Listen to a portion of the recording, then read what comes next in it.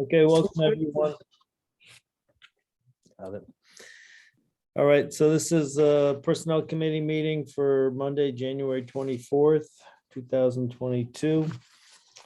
In accordance with the requirements of open meeting law, please be advised that this meeting is being recorded and will be able to be found on Lunenburg Access YouTube channel after the meeting. The following information is also provided for members of the public that would like to view the meeting remotely.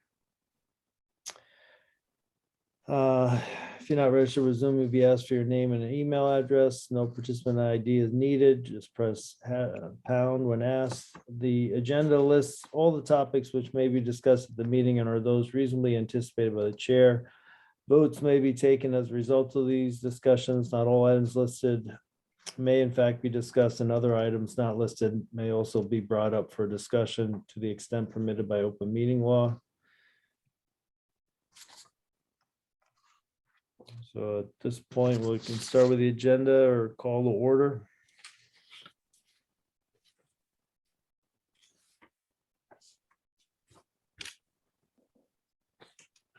The first item is approval of the minutes from December 13th, 2021. I make a motion to approve the minutes of December 13th, 2021. I'll second. I just have a comment Who is on that, please? Wendy Bertrand, I'll second. Thank you. So this is Donna. I just wanted to make a Yeah. comment that I was absent from that meeting, but it wasn't noted. I noticed that today, so apologize for that, but Okay. I'll adjust that. Thank you, Donna. thanks.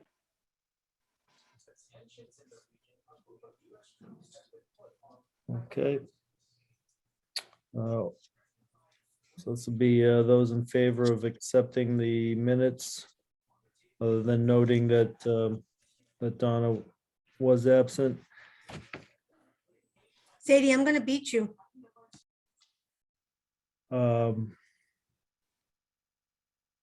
Joanna, Aye. Susan, Aye. Eric's and I, Wendy, Aye. and I don't know, does Donna not vote because she wasn't there? I'll abstain because I wasn't Correct. there. Okay. All right. And then I think this brings us to the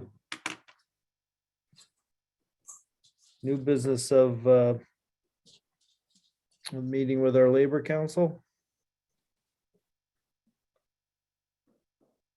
Mark Berry will be going through the recommendations that he's made for our salary administration plan. You should have all received them and reviewed them at this point. The SAP employees were also given the opportunity to review, and then Heather and I had met with them to discuss or clarify any of the topics that were listed on Mark's recommendations. So I'm going to let Mark kind of take it from here.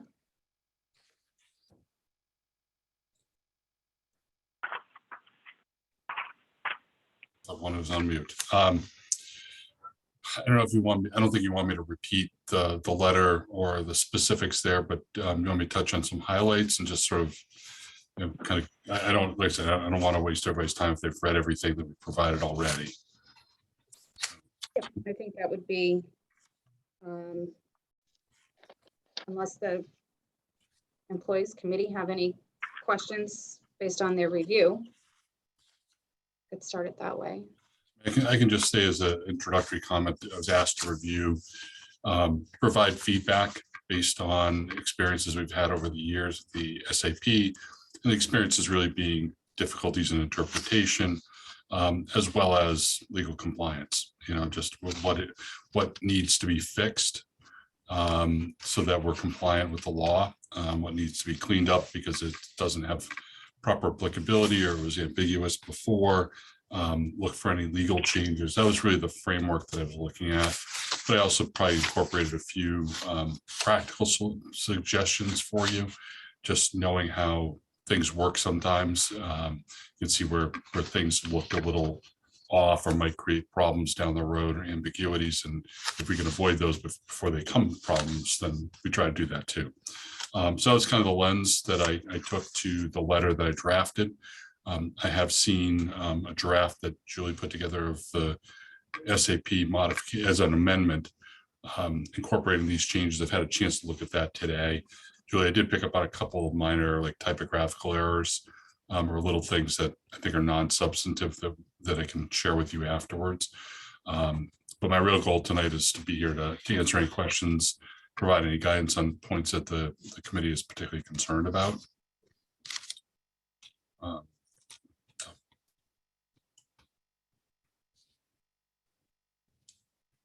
Do we just jump in or? This is Sue. I'd be interested in knowing what the employees had to say about, were there any parts of this that raised significant concerns, or much of it is just, as you say, nomenclature changes, which shouldn't impact the employees in any way, but there are a few things that were changed.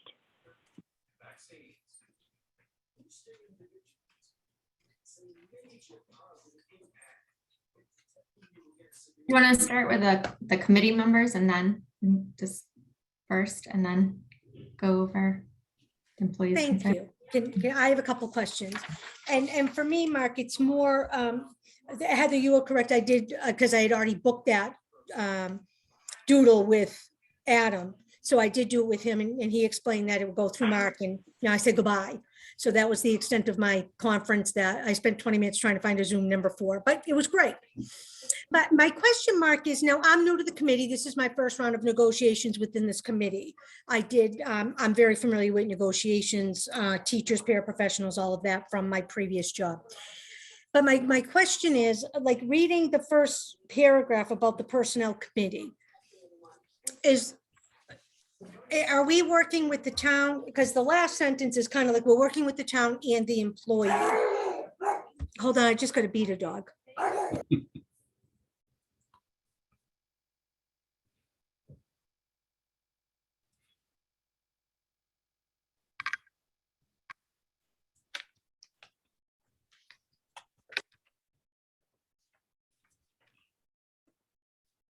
I apologize.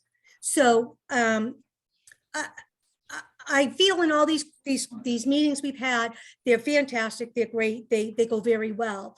But there's a lack of employee SAP members participation in meetings that we have. We work great with the administration, but there's not, for me, I don't feel there's an avenue for the employee, the SAP members. Usually when I'm in a union, there's the union, 3 or 4 stewards representing those members. And then there's the administration and a lawyer and usually people selected within the administration side to kind of negotiate. And I feel that part of this group is lacking the employee participation. Like Sue just said, well, what do the employees say? We don't know that because we work with Heather and Julie, who are fantastic, but we don't hear the employee side. So I'm trying to balance, is my role to kind of just work with administration and what they say goes, or am I supposed to, as a personnel member, be working with employees as well? Because I just don't feel there's a forum for them unless they go to Heather or Julie. And if that's the avenue, that's okay. But I don't read that first paragraph to say that. Yeah, so let me, thank you for that question. So let me start by sort of maybe talking about what the salary admin plan really is.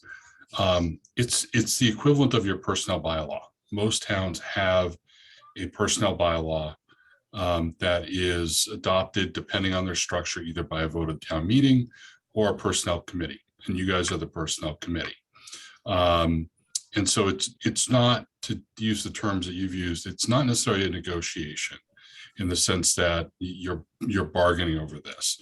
That doesn't mean that it's not appropriate to take into account what employees are concerned about. But ultimately, this is you are, as a personnel committee, a body of the town.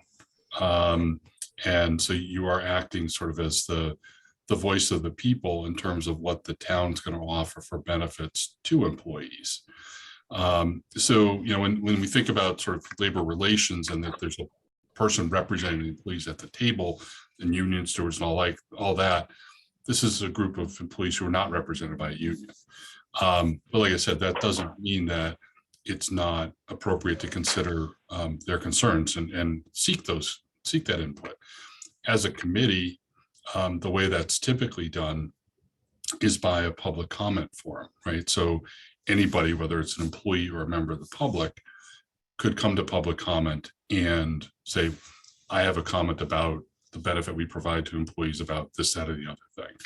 And they can have their voice heard. And that's the committee's role to deliberate. From what I understand, I think that this has been, at least historically, a little bit more open in terms of dialogue, right? You already started, I don't know any of you except for Julia and Heather. So I didn't know that Sue was not a member of the committee, but she started to ask the question, right? That's a more free flowing dialogue than really saying, well, no, that's a public comment. And that's up to the committee to decide how it wants to do that. But there are mechanisms for the employee input. I haven't been a part of that process. I know that I think Julie and Heather met with the employees earlier to gather some of that. And it's up to the committee to decide how it wants to hear more or less in terms of an employee. It's not a bargaining process, and I would encourage you not necessarily to think about that. It can be a discussion, but at the end of the day, it's up to the committee to vote on what it thinks is appropriate for the town. Does that help? Well, not really, because I see these other union contracts being done, the police, the fire, custodial, all these Yeah. different unions being done, and these things that they're achieving, they might lose based on negotiation. Mhm. But they're getting things, not getting things, and these group of people are kind of being bypassed in those functions. So other union are getting updated, are getting more benefits or enhancements, or they might be losing something but gaining something else. And for this group, I feel that it might be just passing these group of employees by. And I'm very much about, I want all town employees to be treated fair, equitably, and trying to achieve those same benefits across employees for the town of Lunenburg. And that's ultimately the committee's role, with the input from the town manager and the assistant town manager, to figure out what's fair, right? And to adopt an SAP plan that represents what's fair. It's just not a negotiation because there's no union in place. Okay. So they negotiate the SAP. They figure out what's fair, and that's what we live with. They being who? The town manager and the assistant town manager. No, but I think if you're a member of the committee, the committee works with the administrative team to propose something. Okay. I haven't looked recently, and Heather and Julie probably remember this better than I, as to what the next approval process is. I don't remember whether the amended SAP goes back to a town meeting vote, or whether it goes to the board vote, or it's just up to this committee. I don't remember how this is structured. Sorry, Heather? Town meeting. Town meeting. So There it's were changes to the, SAP bylaw. yeah. So like I said, in most places, this type of document is referred to as a personnel bylaw. And when you seek to change it, it goes to the town meeting, and town meeting votes. So what you're really trying to do is inform the town meeting as to what you as a committee think is fair for the employees that are not unionized. I'll give someone else a. This is Sue. So Joanna, to your comments, I think that what we always try to do is take a look at what all those other groups have achieved over time, and then build that into this other group of employees to ensure that they have comparability to each of the others. I think we've continued to try to do that over time and not have disparity. So I think our role is to make sure of what has happened to other groups, and then try to incorporate it at some point to this particular group. Well, and that's great, because That's that's our what my hope is. That's what my hope, and I'm hoping as a member that we're making sure those things happen. Correct. Yeah, I think part of the challenge is that, as Joanna mentioned, when you do have union negotiations, whether it's police, fire, teachers, there is that back and forth of well, this group, these employees are going to get this benefit in exchange for sometimes, giving some ground on some other issue. And it's very, our BSAP employees, it's very different. They all have very different jobs. There's some, some department heads and some, that are, the lifeguard. That's a temporary summer job, right? So it's a huge disparity or different group of employees. And it's tough to compare to some of these other union contracts that are negotiated, especially when, like it's tough. You can't really compare to, what does a lifeguard make at the town beach to, a teacher or a fireman or policeman or whatever. And they're certainly not, gaining or giving up the same things that these other employees might be. So I think it's one thing to keep in mind is if we are trying to make things consistent between, different employees in the town, the one big challenge to that is that it's not really, if you're going to ask SAP employees, like as an example, just to be specific, one of the recommendations is that, add Juneteenth to the list of holidays. And then it says, the recommendation was to give up or to reduce the amount of personal hours, I believe, from 12 or what was it, 24 to 16. to 16, right? Well, I mean, so you could say, well, that makes it consistent, but the other thing, it's really not consistent because we don't know what, the other unions, gained in exchange for that. So especially if, the SAP employees aren't really asking for Juneteenth. It's just something that it is a federal holiday that they should have off. But then to say, well, you're going to give this up in order to get that doesn't really make sense to me. But that's just one example. Yeah, and I would like to, Eric, to I that agree with that wholeheartedly. I would like to address I do the as well. Juneteenth issue at some point. I see there are a couple other hands up, but we can talk about how that was negotiated with some of the other units, so that you guys have a sense of what that give and take was. But why don't we let people ask their questions and we come back to Juneteenth. I think Wendy has her hand up. Barb, I know you have your hand up too, so we'll definitely get to some of our guests here that'd like to speak as well. Go ahead, Wendy. I think the overall theme when I looked at this, and I know it's not the intent, but what it felt like is more of a removal of the personnel committee in decisions. It was everything from grievance process. When I was looking, it was put forward as a way to simplify things, but our mission calls for us to work in conjunction with the town manager and assistant town manager. And I feel it's really important that any language changes we make, really, even to simplify, don't diminish our role. I can speak to that as well. Go ahead.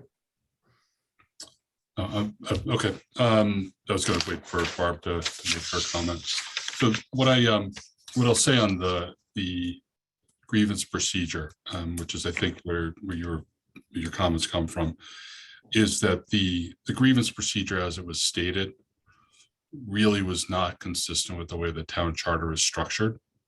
That was where my concern was, is that the town charter and state statutes really talk about personnel committees having a certain scope of authority, both by statute and by charter. And so when we get into, for example, the language, and I'm just looking at the letter, right? So I'd recommended that we narrow the scope of what's sort of an appeal to the committee and remove language that says believes that he, she, meaning the employee, has received inequitable treatment, can file a grievance. Well, that can be a lot of different things, right? That could be somebody who is saying, well, I got suspended and I didn't think it was fair, right? Well, the town manager by charter is the only person who has the authority to weigh in on discipline. And so it's not appropriate to have any committee, not the Board of Selectmen or anyone else, holding a hearing and being an appellate body to what the town manager has decided on something like that. And so the reason for sort of narrowing the scope down to the bylaw is that a personnel committee really has the authority to develop certain bylaws and to see that those are followed through on. And so the goal is to create an appellate system so that if an employee felt that they were, I'm just looking for an example, they weren't given a proper amount of vacation time in accordance with the SAP, that should be an appellate issue. None of those appeals should go to the town meeting. I'm talking about the appeal to the personnel committee. That's a grievance because it's asserting a violation of the SAP. But when we get into other issues that are beyond the scope of the authority of the SAP, that's really a place where that's what's driving the concern. That's what I'm addressing. And I see it in a lot of different places that the terminology is just used as vague, and it can have the effect of thinking people have authority, have a role when they really shouldn't, based on how statutory construction is, based on how town charters are written.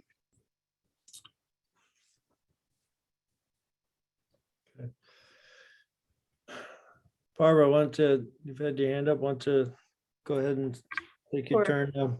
We've already covered a couple of things. I'd love to raise my hand singly. First of all, I just want to state that the charter has in there that the personnel committees not only serves the town residents, but serves the employees. So it is imperative that the personnel, they are our only source of support. The charter has to represent the interests of both taxpayers and town employees. So that's first. And you talk about going to town meeting, that any decisions would be reviewed there. And however, that line was taken out of this current SAP.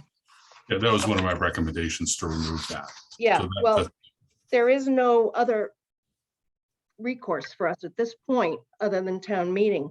What we're trying to do by being a part of these conversations is to not get to town meeting, to have conversations during personnel committee meetings so that the personnel committee can understand our point of view. And when you mentioned the town manager is the sole authority, most unions would first get involved with any employee grievance or issue. So every other employee body has that other level to go to when they have an issue to bring up. So those are my points so far. Barbara, I didn't hear, if you're talking about the grievance procedure, the change, I think the change you're referring to is striking out the words inequitable treatment and just say, change that to a violation of the SAP. Is that correct? No, actually, I'm way back in section 70-2. I've confused that because I blurred those two. Page 13. Yeah, page 3. I did the same thing, Joanna. Oh, sorry, page 3, that's a line. Did the same thing. Page 3 Sorry. in paragraph D. The the right to appeal at town meeting was removed. We have no line to come back and have anything to say. And that's just not fair. Every other town group of employees has some level for negotiations. So that part, there are two pieces here that I think are getting blurred together. There's the personnel committee section, which is section 1 in the document that Julie circulated. And there's a line in there that talks about the authority of the personnel committee. It says the personnel committee is hereby authorized to administer the provisions of this bylaw, except for such duties as may be specifically assigned by statute, town charter, or bylaw to other town officers, boards, or committees. And then there is currently a sentence that is recommended to be stricken that says appeals for decisions of the personnel committee may be taken to the town at the next annual or special town meeting. So that's the part that was going to town meeting. The grievance procedure is different, and that's on page 6. And that's talking about if there's an alleged violation of the bylaw, that there is a grievance procedure. There is a mechanism for employees to raise a concern. And that we're not striking that. We're just trying to define it in a manner that's really consistent with what a personnel bylaw or salary admin plan is supposed to be, which is enforcement of the document. So those are two different provisions. And there is that mechanism for a grievance procedure, which never had a provision that said you can go to town meeting in it.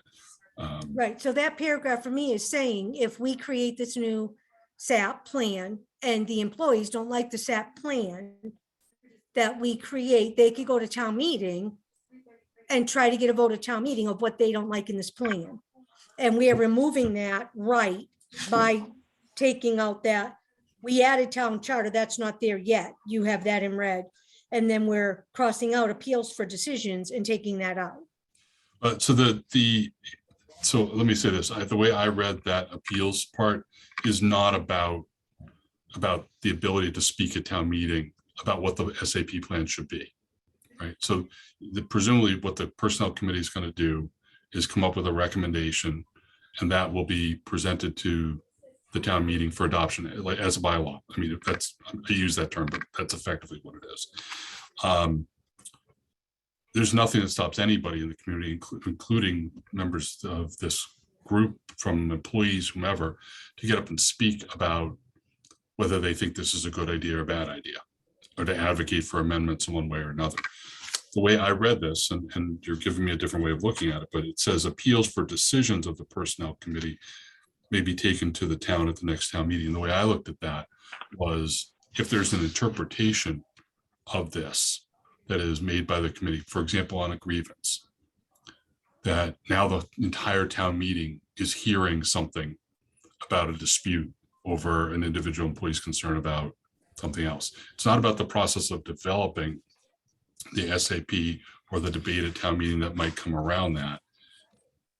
That's, like I said, everybody has a right to speak to that. At least that's not the way I read it, okay? And if that's the concern folks have, maybe we just need to clarify what that sentence is about so that it's clear that there's nothing here that's intended to prohibit people from speaking about what the SAP is or might be.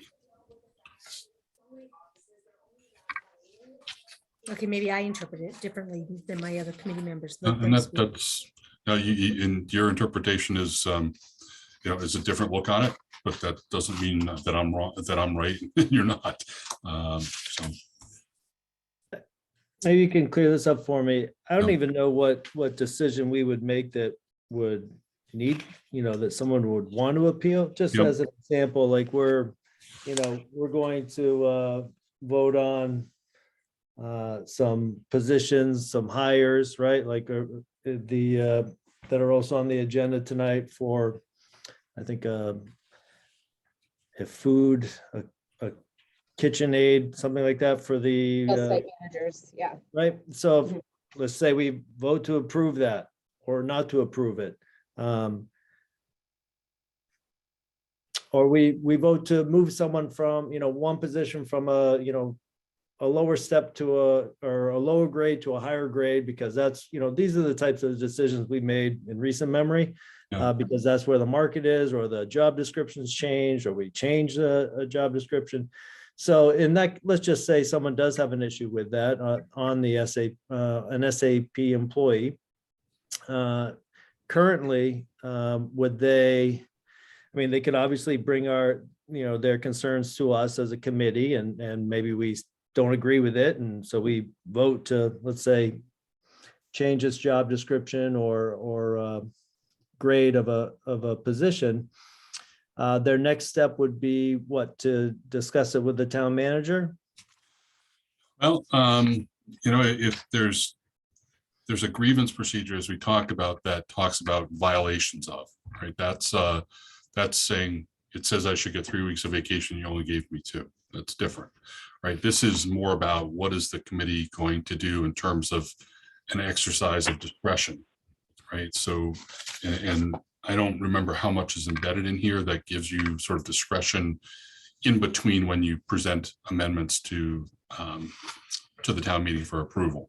But to use the examples you've got, where apparently you've exercised discretion with regard to approval of higher starting rates or moving positions from one grade to another, if that occurs, those are decisions of the personnel committee, and as long as they're done in a process consistent with the rules, there really isn't a valid grievance there. Could somebody say, well, you didn't do it properly? I suppose they could challenge it. That they would have to assert that there is either current language inequitable treatment or proposed language subject to the violation, right? They'd have to show a violation. Those could be decisions that you would make. I just didn't think there was anything out there that would come out of this that would really be truly an appeal to the town meeting. What the town meeting really is doing by passing a bylaw that gives this committee discretion is telling you this is in your hands. We need to have somebody make a decision on things that occur between town meetings, which happen twice a year, right? And so the town meeting is basically saying, bless this bylaw, we are blessing this committee with a certain amount of authority to make decisions. And to sort of suggest that then there can be an appeal back to the town meeting, and setting aside the idea of participating in the process of town meeting approving an SAP. I just didn't see that there was something that actually is appealable in the terminology that seems to be in place here. All right, thanks. Nancy, you have your hand up.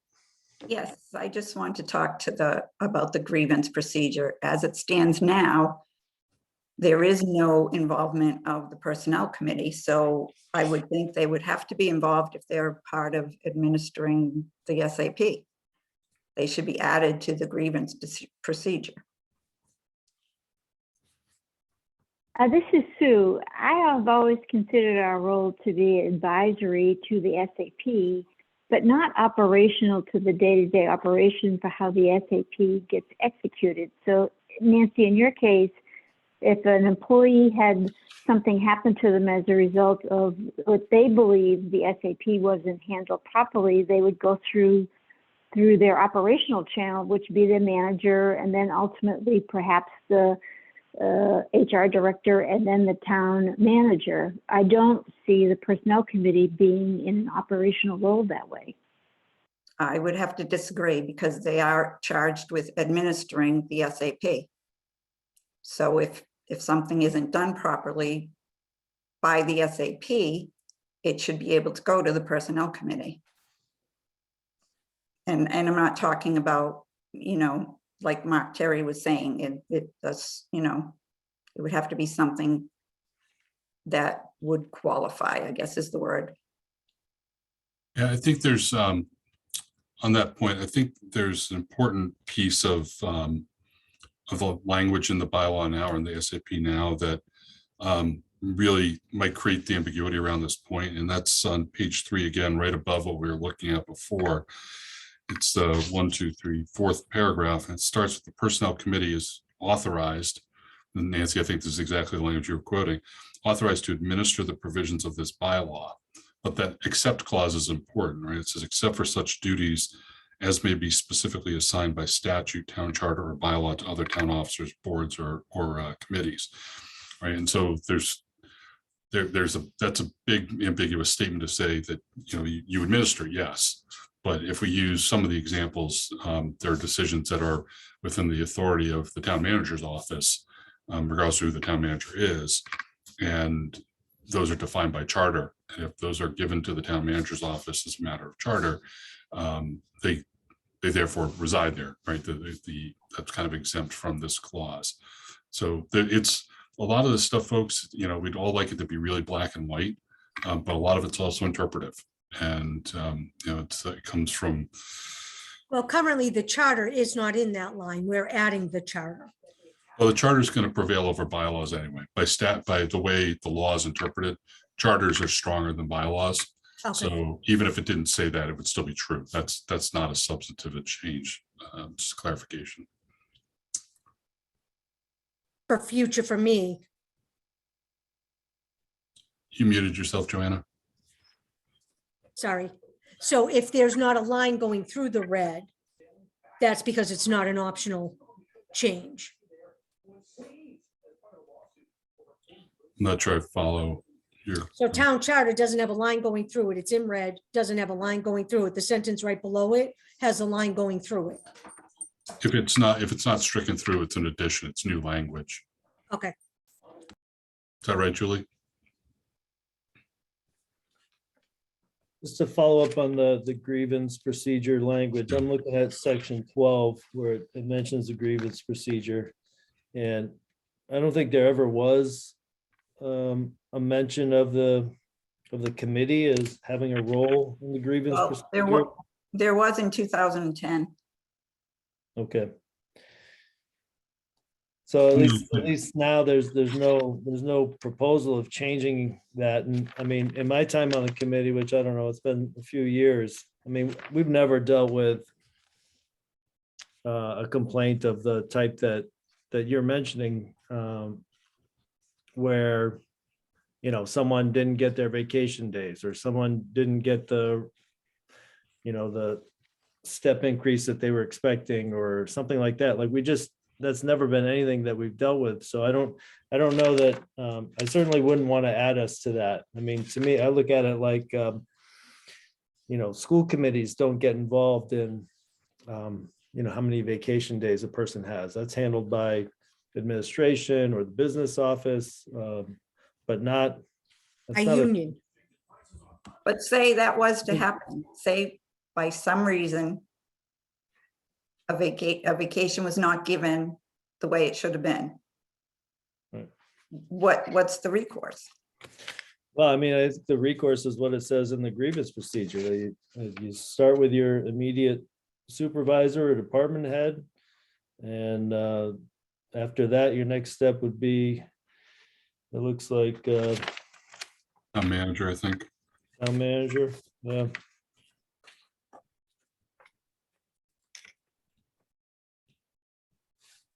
And many- Ultimately, you I would guess go if any to the employee- HR person or the town manager.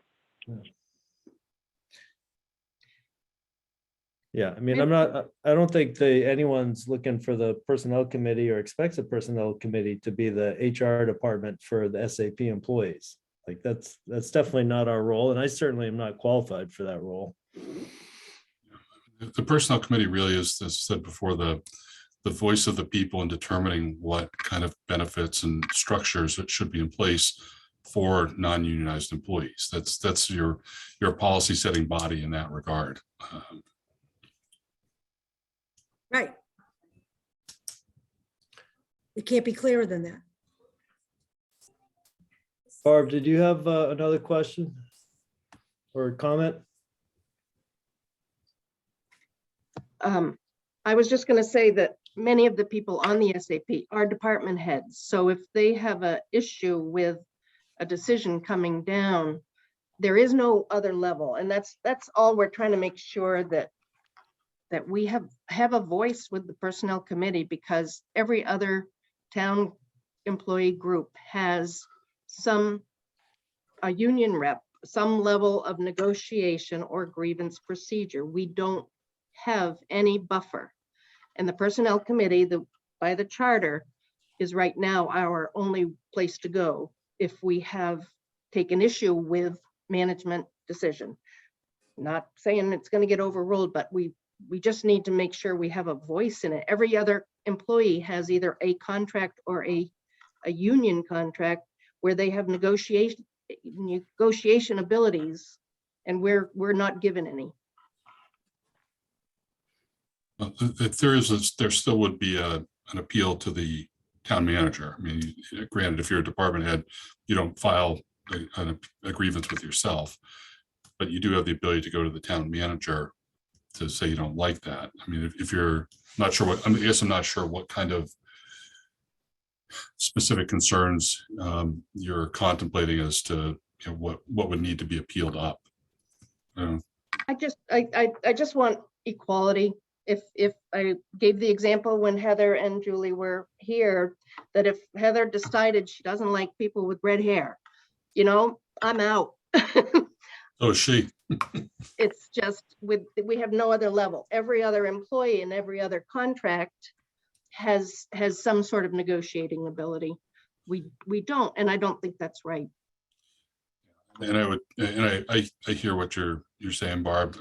This is one of those places that because the town manager's position is the appointing authority under the charter, that's really a final authority. There isn't, I mean, I hear structurally what you're looking for, but a personnel committee has no authority to change the town manager's decision on like a disciplinary matter or what have you.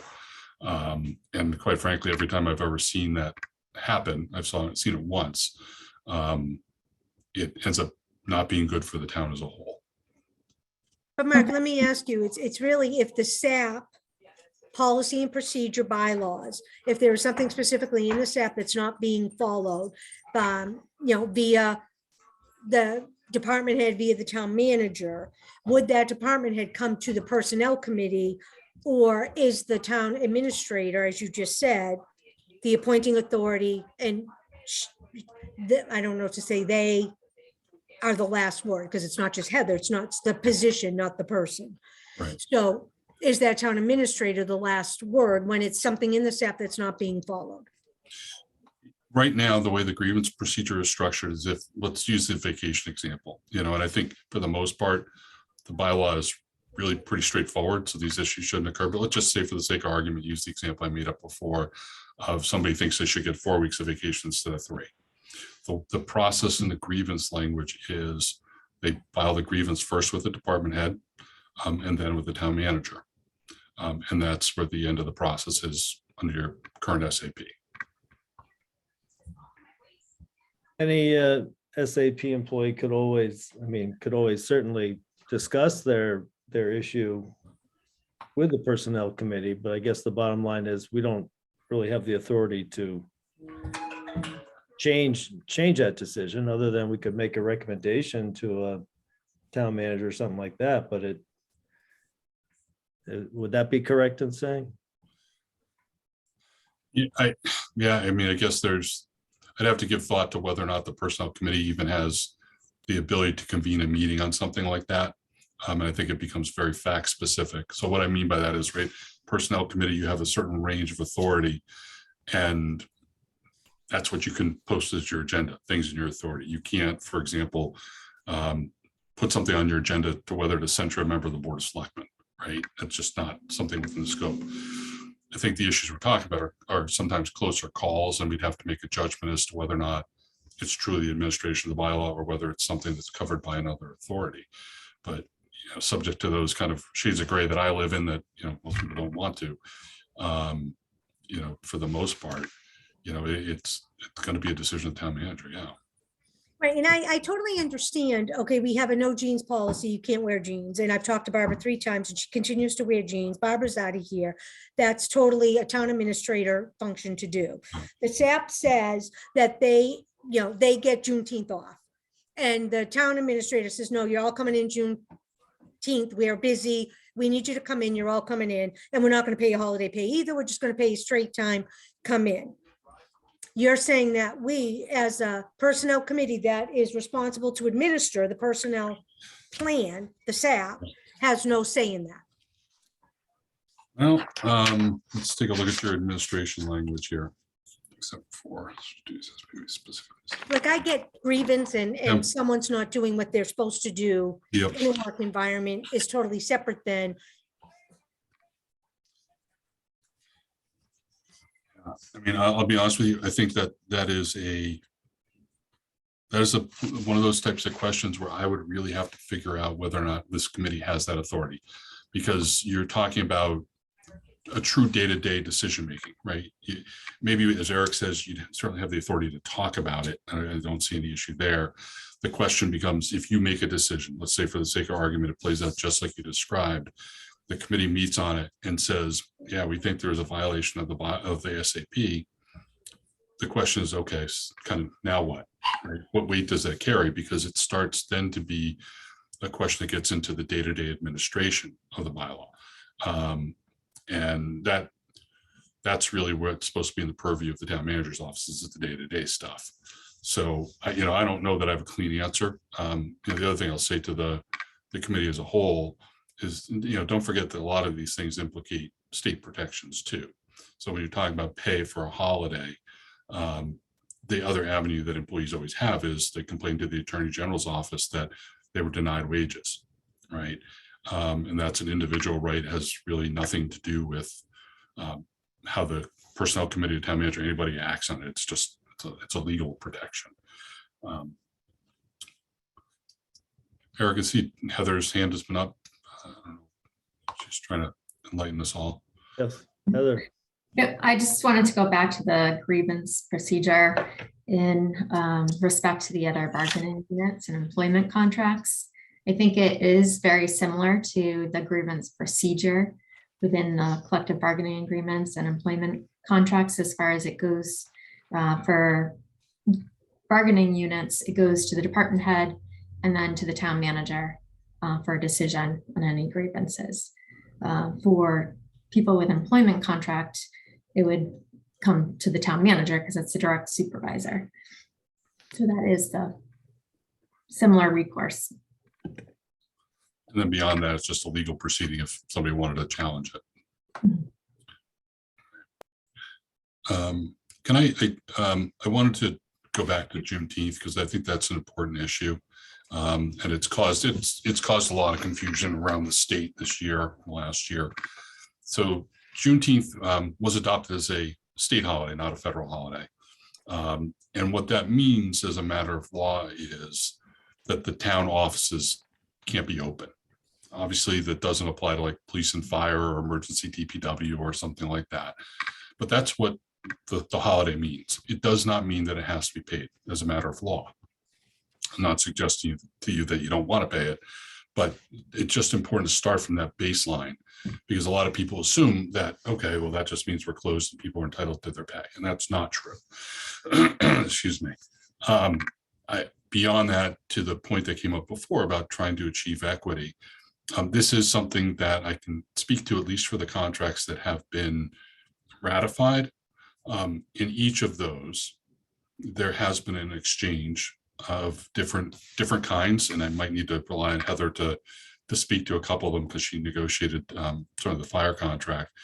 But in the DPW contract, there was a negotiation where we reduced a personal day. And so they had some other things that were changing there, but there was an explicit quid pro quo of, okay, we're giving you an additional paid day in the form of a holiday without having to work. In exchange, you're going to have 2 personal days instead of 3. We can't really speak at this point about the clerical agreement because that still isn't finalized. We're in the process of finalizing that now. Heather, can you refresh my memory on what you negotiated with the fire unit? It was the floating holiday. Okay, so they gave up the floating holiday to get the Juneteenth, and we have to negotiate the police contract this coming year. We're starting that shortly, so that's not resolved there yet. But we just want the committee to know that we have had a sort of an exchange of goods on that particular issue. And I would say to you that, you've talked about equity. I'd suggest to you that making some exchange of goods here is also appropriate, because I think that's, that is something that is consistent with what's been done elsewhere within the town.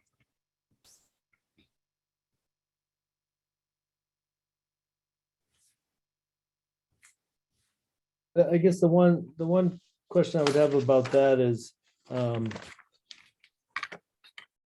we have a lot of different positions on the SAP. So just as, and I can't imagine that they're all treated the same, but like, just for an example, our,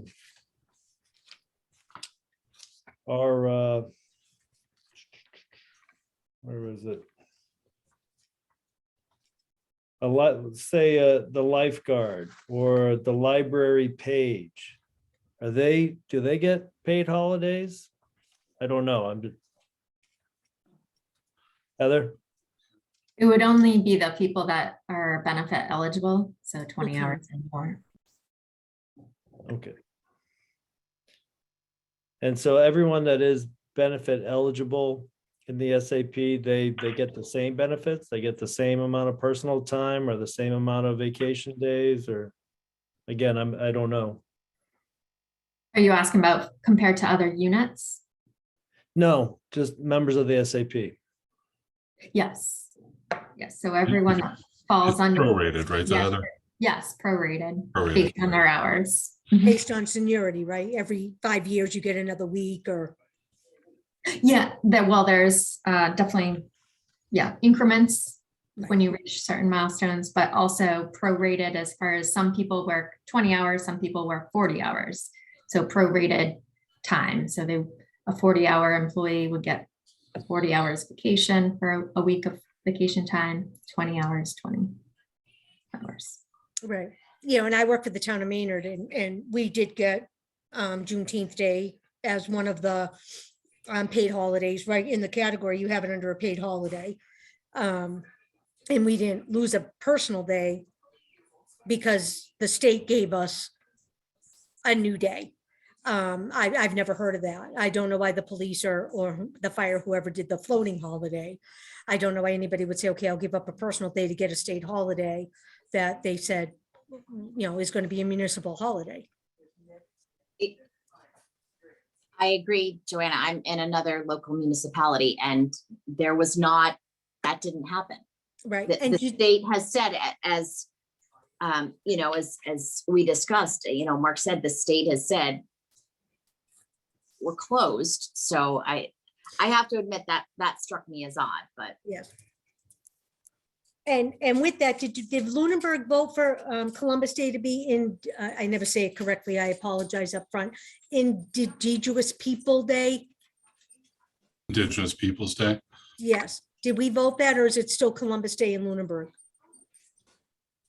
It still shows as Columbus Day in your SAP. I don't know. Right. That's why I'm asking, Yeah. do we need to update it to blah, blah, blah, blah, blah, blah, blah, Indigenous People Day?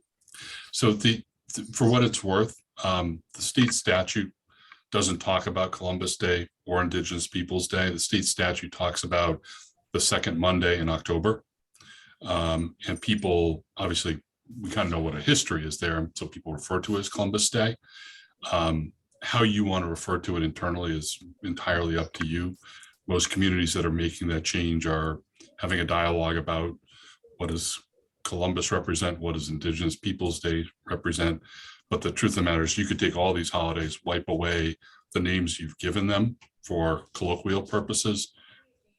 State statute will still say the first day of January, the third Monday in January, the second or third Monday in February. That's the way statutorily they're defined. Even Right. Christmas is the 25th of December. Right. But that's what I'm asking. Did we, to change it from Columbus to industrial, did we do that? Maynard voted to change it. We had the people come and speak and they voted to change it from Columbus to Industrious Day. And we had to update all the contracts with that language. So I'm just asking, while we're on this topic, does that need to be changed, or is Lunenburg still Columbus Day? You know the answer to that, Heather?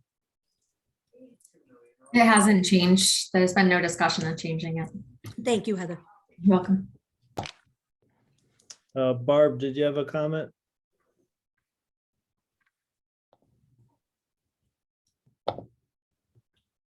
Yeah, Nancy was first. I don't know if that matters. Doesn't matter to me. Go ahead. On that, I would just think that you're revamping your SAP at this time, you could just change it to Indigenous Peoples Day, you know, based on your decision at the Personnel Committee. I don't know if it has to be townwide.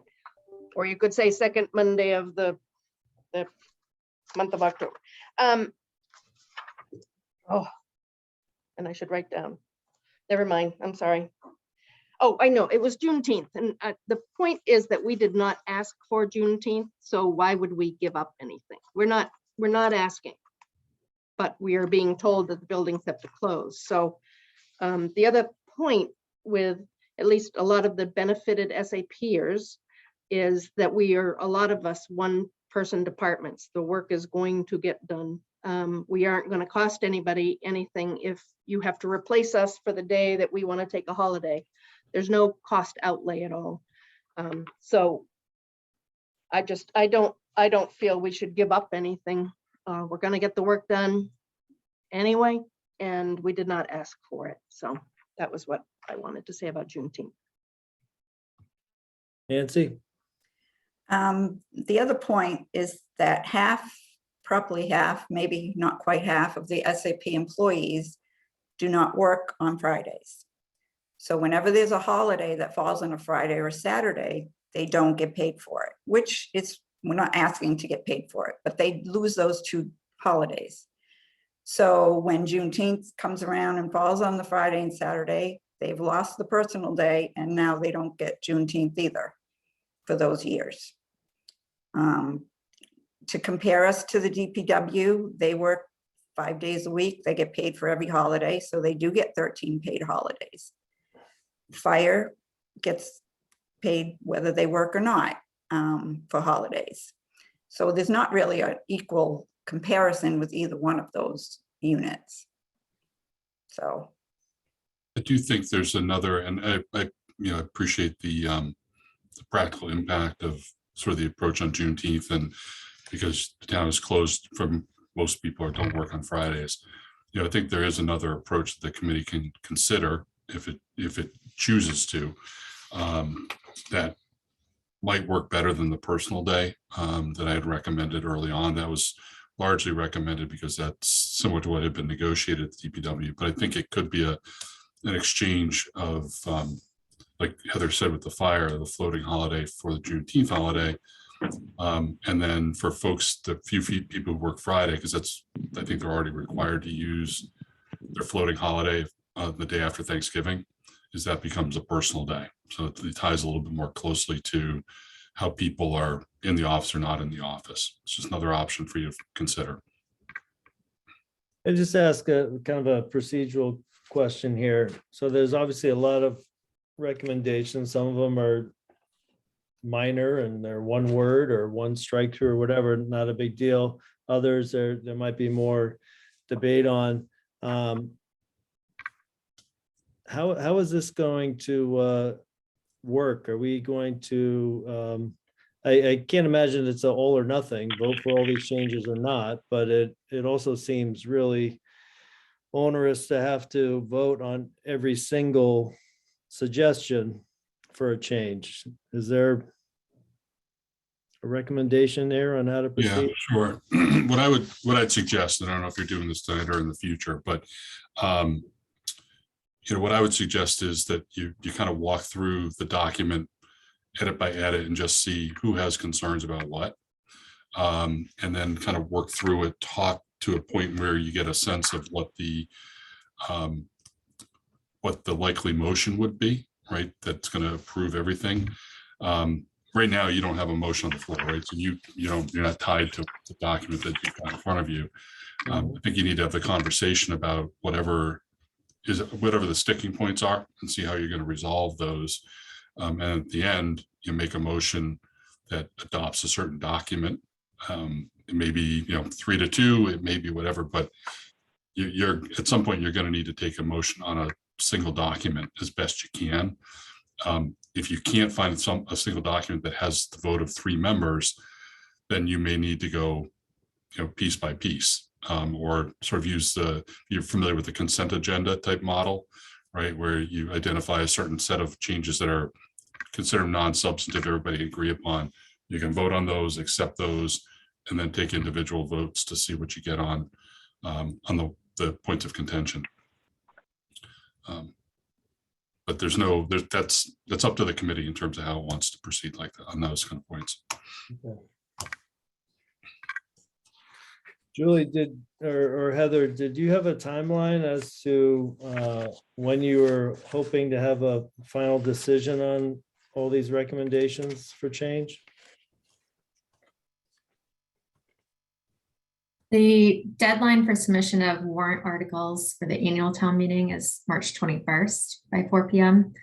And I would assume that there's currently a bylaw review committee underway right now, which they're proposing amendments to bylaws at town meeting, that they would also just want a forwarded copy of any changes to this bylaw to them.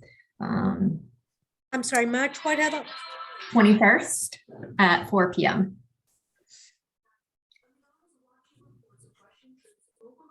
So as long as we have this all worked out by then, we're good? Yes, and so it would also be discussed at the Finance Committee's public hearing, which will occur in April. And am I correct in my understanding that we need to have a new kind of salary grid worked out by March 21st too? Yes, yeah, so Julie could speak to that.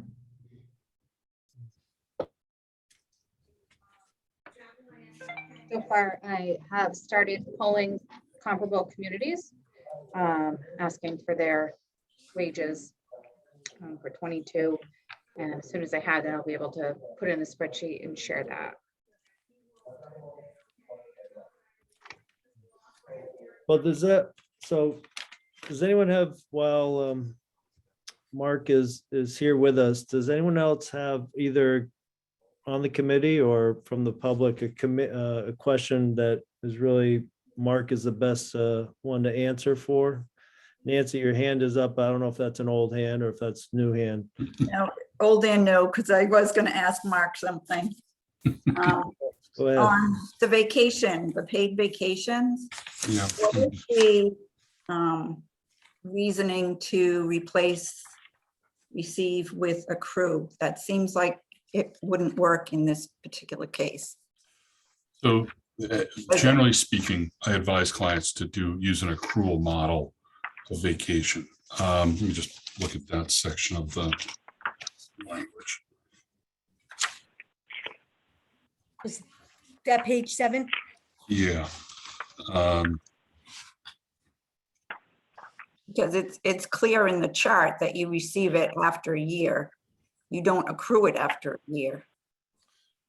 Right. And so, and Nancy, I know you administer this, so you probably have a better understanding how it actually works than I do. Mhm. But like I said, generally speaking, I recommend any employer use an accrual model for vacation. And the reason for that is if you just post it on a certain day, then it becomes available to the person and potentially becomes a liability to the town, even if the employee leaves the next day. If you accrue it, then it's just something that accumulates over time, becomes available. I read the language, and this is the place where you can correct me, as potentially being, says less than 1 complete year of continuous service, 8 hours per each full calendar month, which is an accrual, right? That to me is which is clarified in the paragraph below. Right, so it says earned vacation up to and including 8 hours must be used in the year granted. Is there language? The vacation years shall begin July 1st. Right. So there it's accruing Starting July 1st. to be available on the following July 1st. Right. That seems pretty clear. Right, and so if that is the case, the change to the word accrual from receive is really a consistency issue. But if you change that, you're saying that after completion of 1 year, you accrue 80 hours? Yeah. No, I don't. Yeah, You receive it. Let me say this to the committee on this, since you're obviously gonna be talking about it again. Let me take another look at that language. Like I said, my intention was really to bring things together, be consistent. As I said, I told a recommendation I would make to anybody to use an accrual model. And I think what you're saying to me is we do use an accrual model, and you may be confusing things if you change this. So let me take a closer look at that language and see whether or not I was misreading it before, and that the language should stay the same. Well, can I just ask on that question? I'm sorry if I'm cutting Nancy off. Am I cutting you off, Nancy? I just have one, I have one more when you're done. Go ahead. All right, because this is on vacation. Yep. So on accrual, I get accrual sick days, but if you accrue your vacation time starting July 1st and in July I accrue 8 hours, how do I take a summer vacation week? You don't get any vacation that first year. Well, no, he's saying every year, July 1st, you're going to accrue your vacation time. Roll it over.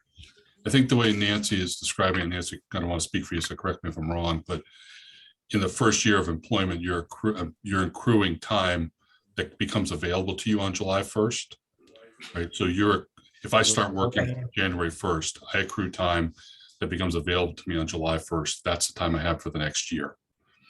And then throughout my second year of employment, I'm accruing time that becomes available to me on my second July 1st.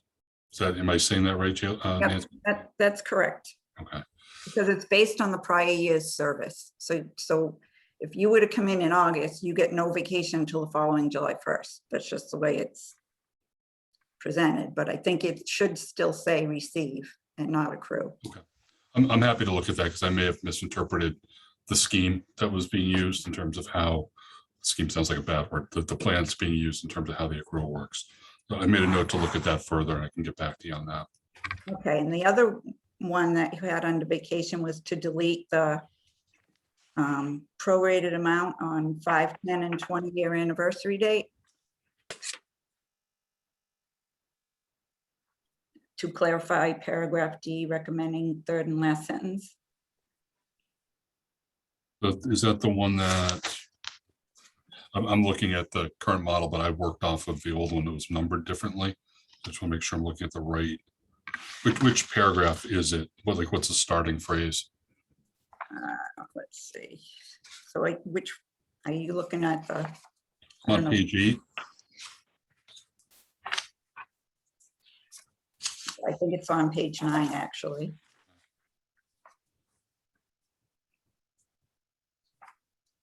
It starts on page 8, the last sentence.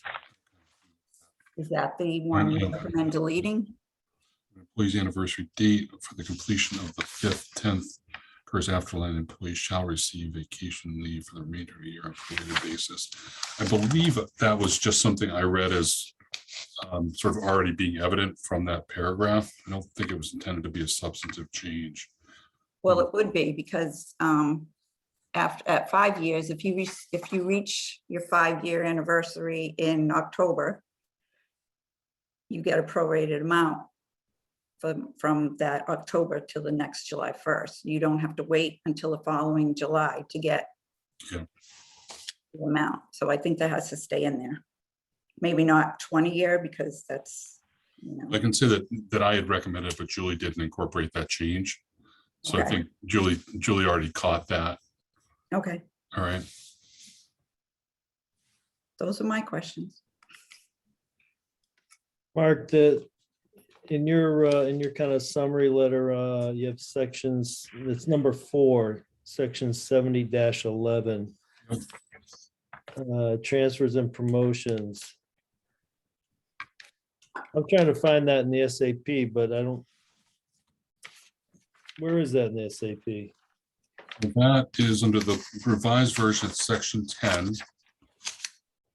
Page 5. Page 5. It's the first sentence. Where does the numbering that's used here of like 70-11, 70-10? But where's that numbering come from? Is 10 is the section in the SAP, is 70 is the something above that? 70 it's the bylaw chapter. Yeah, It's okay. chapter 70 of your bylaws. Yeah. All right, so transfers and promotions, the I guess my question was, with your suggested language, it says upon promotion, the employee will be placed on the pay grade for the new position at the lowest step at which the employee would receive a pay increase. So what would be, can you give an example of, or maybe Heather would be better at this, what would be an example of someone getting a promotion? And does that mean by promotion, are we talking about that they've taken a new position that has a new title? Wouldn't that be most likely at a different grade or step anyway? Yeah, so that's how, sorry, Heather, go ahead. No, go ahead, Mark. So if you guys have, do you have a copy of the current salary schedule in front of you? I can use an illustration.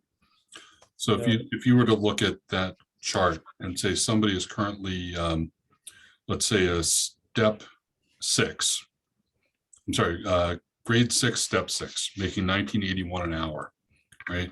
And that person gets promoted to a grade 7 position. Where do they get placed? And so what we're saying is they come down to the step level in grade 7 that guarantees an increase. So in this example, you put them at step 2, they get a pay decrease. You put them at step 3, they get a pay increase. So that's a fairly typical approach, both in state government and municipal government, is that's the way it works. And I'm trying to look at the original language. That makes sense. Yeah, so the language that was there before was a little more ambiguous. At least to my read, it said when an employee is promoted with a higher rate range, a higher grade or rate of pay, he shall enter it at the minimum for the job range or at their own rate. And the own rate isn't there. There is no 1981 at this next grade up, whichever is higher, but no event at a rate in excess of the maximum. So you look at 1981, you try to apply that language. I don't know where the person ends up. So this is a little bit more specific. If there's a different methodology that's been used that has a different outcome, you can sort of share that with me and I can play with the language. But this is sort of how most systems work, is you guarantee the person gets an increase because they're doing a new job, they got a promotion, but you're not necessarily taking them from step 6, grade 6, 1981 to 2203, right? Where it's as if they've been in the new position for 6 years when they haven't been. So I guess I'd look to either Julie or Heather if we've had promotions, how that's been implemented. But that's what I'm attempting, that's what I'm recommending is that kind of approach, just to clean it up.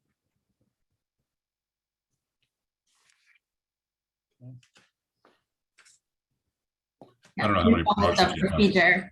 I mean, we followed the procedure in that section as far as if it were above the next place grade, it would go back to the personnel committee.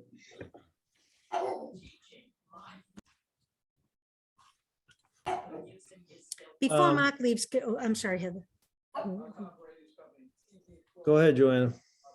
Before Mark leaves, minimum wage. I know in Maynard and Julie and I have had this conversation, my election workers, everybody is paid minimum wage. We're doing, right now, they just got a raise to $14.25 to get to the $23 to $15. It's in the contract that, everybody is coming into the town hall, part-time, full-time, gets, at least the minimum wage, whatever the state minimum wage requirement is. Do we do that here in Lunenburg? Your pay grade would suggest not. Right, that's where I looked at the pay grade and almost fell off my chair. And just so the other folks, it sounds like you're aware of this, but so people don't worry about that being a legal issue. You're governed by the federal minimum wage, which is still like $7.25. But it's obviously, you live in Massachusetts, you all have to make a decision about rates of pay for every position. And some will take the view that, we're going to follow the same rule as the state sets for private sector and for the state, because we want to be competitive. I don't know. I haven't looked at this to figure out, because you're grade 1, a summer high school student who's working at the beach, and maybe you're okay paying that person $11 an hour. But that's how that works. So you're not necessarily governed strictly by the state law and minimum wage. you are compliant, even though you're not paying $14.25. It's a policy decision about what you want to do above that. And again, is that something the personnel committee can set that policy to, or is that something the town administration would do? That would be something that would be baked into the salary schedule you all contemplate going forward and would have to be approved by the town meeting. Yeah, 'cause We recommend, or we kind of approve the SAP to be, that goes to town meeting. So the salary schedule is part of the SAP. But as he said, federally, municipalities can follow the federal, and I really believe we should follow the state minimum wage. I misunderstood your question. So if you're talking about, can if you wanted the town to vote, or in theory, to vote to say, we adopt the state minimum wage, sort of like cities around the country have said, like New York is saying our minimum wage is $15 an hour or what have you. Can Lunenburg do the same thing? And if so, whose authority is that? Is it this committee, or is it up to the Board of Selectmen as an example? I have to give some thought to that, to be perfectly honest with you. I think at the end of the day, it's a town meeting vote in terms of compensation for sure. Totally agree. But it would be, acting upon the grid that you put before them. If the committee wanted to recommend that by baking it into it, then you got to look at your finances and figure out if you can afford it, what impact it has, and all those things.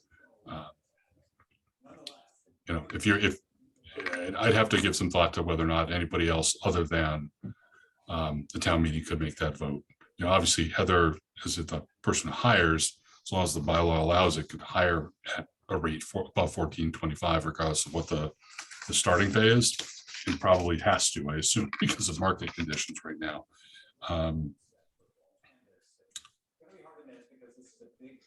But Right, Joanne, because I think that's something that we certainly can control by, approving a salary grid that takes into account minimum wage. Like, we know what it is this year, we know what it's going to be next year. So to me, it makes no sense to approve a salary grid that starts at anything below minimum wage. I Right. mean, That's so what I'm saying. yeah, and I don't, and obviously town meeting has to approve it. But we don't have to say anything specific like this is the mandate for the whole town. We're just For the talking SAP. about SA. Yeah, exactly. Exactly. And you see on the news every day, Dunkin' Donuts is $15 plus tip. They're up to 16 now because they just, people aren't working. And I know lifeguards this summer, DPW was, and I just think the rate of pay really truly just needs to start at that $14.25 minimum wage. And then due to education caliber, if you want to move them on a grid, that's a whole nother conversation, but we start at the $14.25 with the conversation. I just want to clarify, I wasn't really thinking about it as, I should have thought of it this way based on your question, but I wasn't answering as a town-wide issue. I was answering as sort of an SAP employee-wide issue.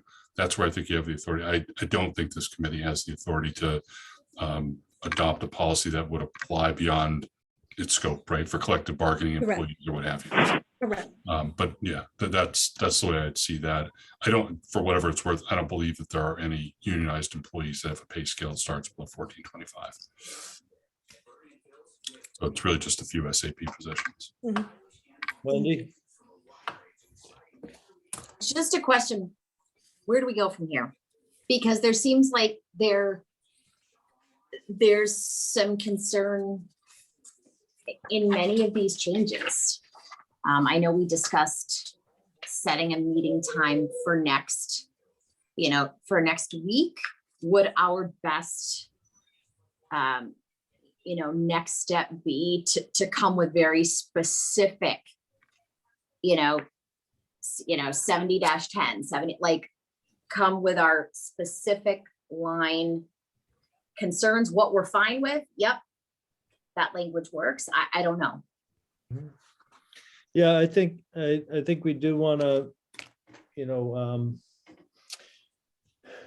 get down to the specific language at our next meeting, and I guess I would ask all committee members to kind of take a look at the recommended changes and find out what really just kind of narrow it down to maybe the handful of issues that you think we need to discuss further. And, kind of more by like a consent vote, approve the rest.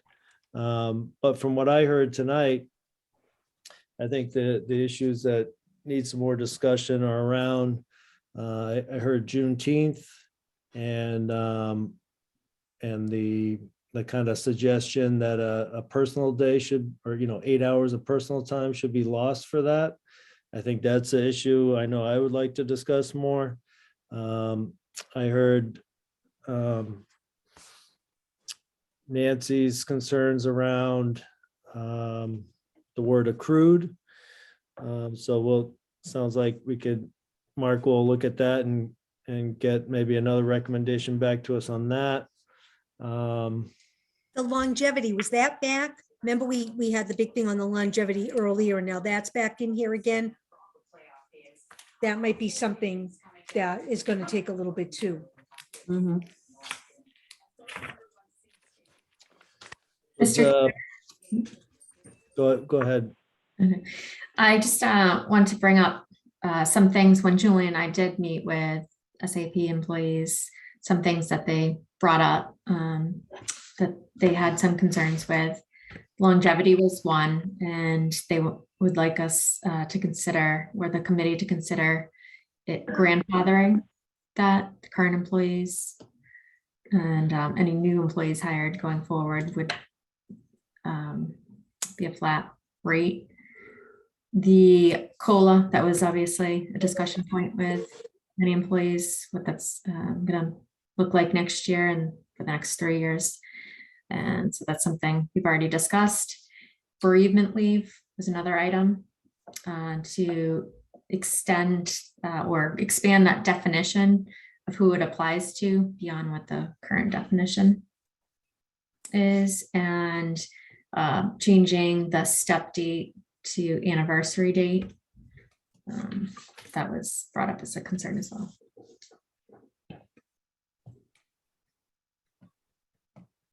What was the last one there? This anniversary Changing date? the step date to anniversary date. Step D?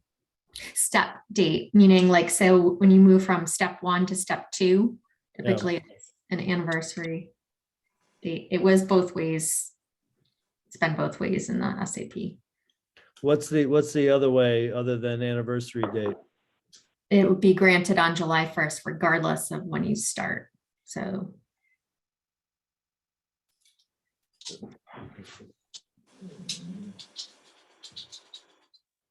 Raise my hand. I don't see an option. All right, so how about, I know there's a few other items on tonight's agenda, so maybe before we move on, any final questions for Mark? Barb? Yes, I wanted to bring up 70-10 totally takes the layoff procedure, recall procedure out. And I can see a lot of it doesn't really apply in some instances, but my concern is that I don't know where anywhere else in the SAP that seniority counts. And Mark, perhaps I just want it, I don't know, I think it should be in here, because if there is any layoff, I think you've got to look at seniority. And it's just that entire section has been removed. So I'm wondering if it's going to appear somewhere else. You're on mute, Mark. Thank you. The biggest thing I've looked at was I just didn't think that there were, within the SAP, I didn't think there were any circumstances in which you had more than one person in a particular position, right? So when you talk about seniority, you usually say, well, we have 7 police officers, and we go by seniority. And I didn't think, to my knowledge, there weren't any positions where we had 2 of anything covered by the SAP. And so it really was completely irrelevant. I think my letter to the committee basically said, if that assumption is not correct, maybe you leave it. I forget how I phrased it, but that was part of it. I do think that anytime you're thinking about layoffs.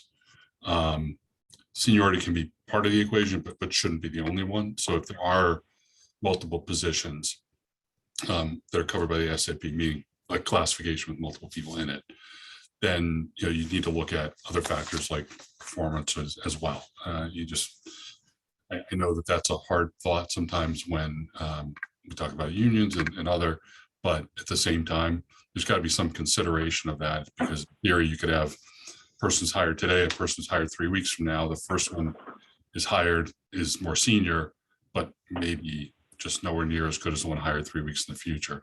It's much different than somebody who's 20 years in 1 year.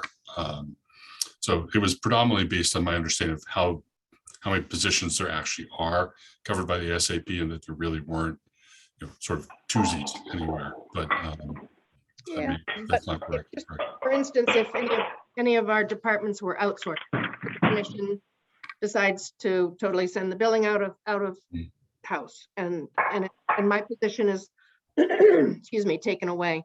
I still would like to be considered for something else because I've been here forever.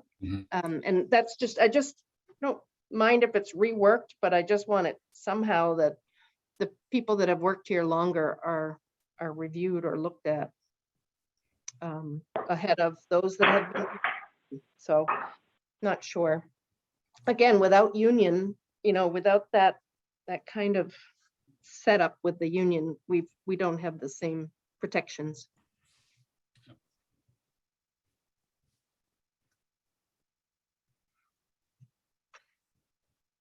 Heather, your hand's up. Did you have a question for Mark?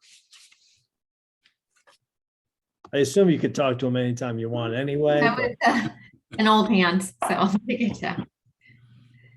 think Julie wanted to say something though, but can't raise her hand because she's host. Yeah. That's not really a question for Mark. It's a question for the committee. So if we want to go back to it, basically, it just says on page 7, the very top, where it talks about the non-exempt positions in relation to overtime, it stresses that work actually performed, which is underlined. So in my mind, that translates to work that you've physically done, that you've actually put in hours of work. And then it goes on saying that the words work actually performed shall be construed to include all duly paid time off, not limited to holidays, sick leave, vacation, comp time, and so forth. So I think it's just an area that needs clarification. The other contracts off the top of my head do include holidays, well, time unworked in the calculation for overtime. I just feel like where it's underlined work actually performed is not, what is the intention of that paragraph, I guess, in relation to overtime? Is that a question to me, Julie? If you want, I think it's more of a committee question, but.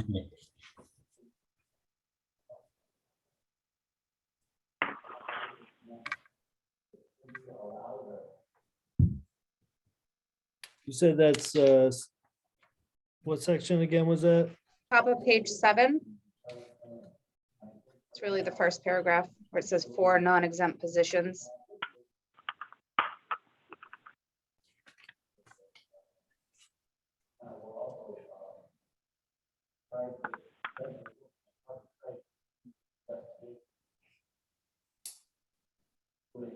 Yeah.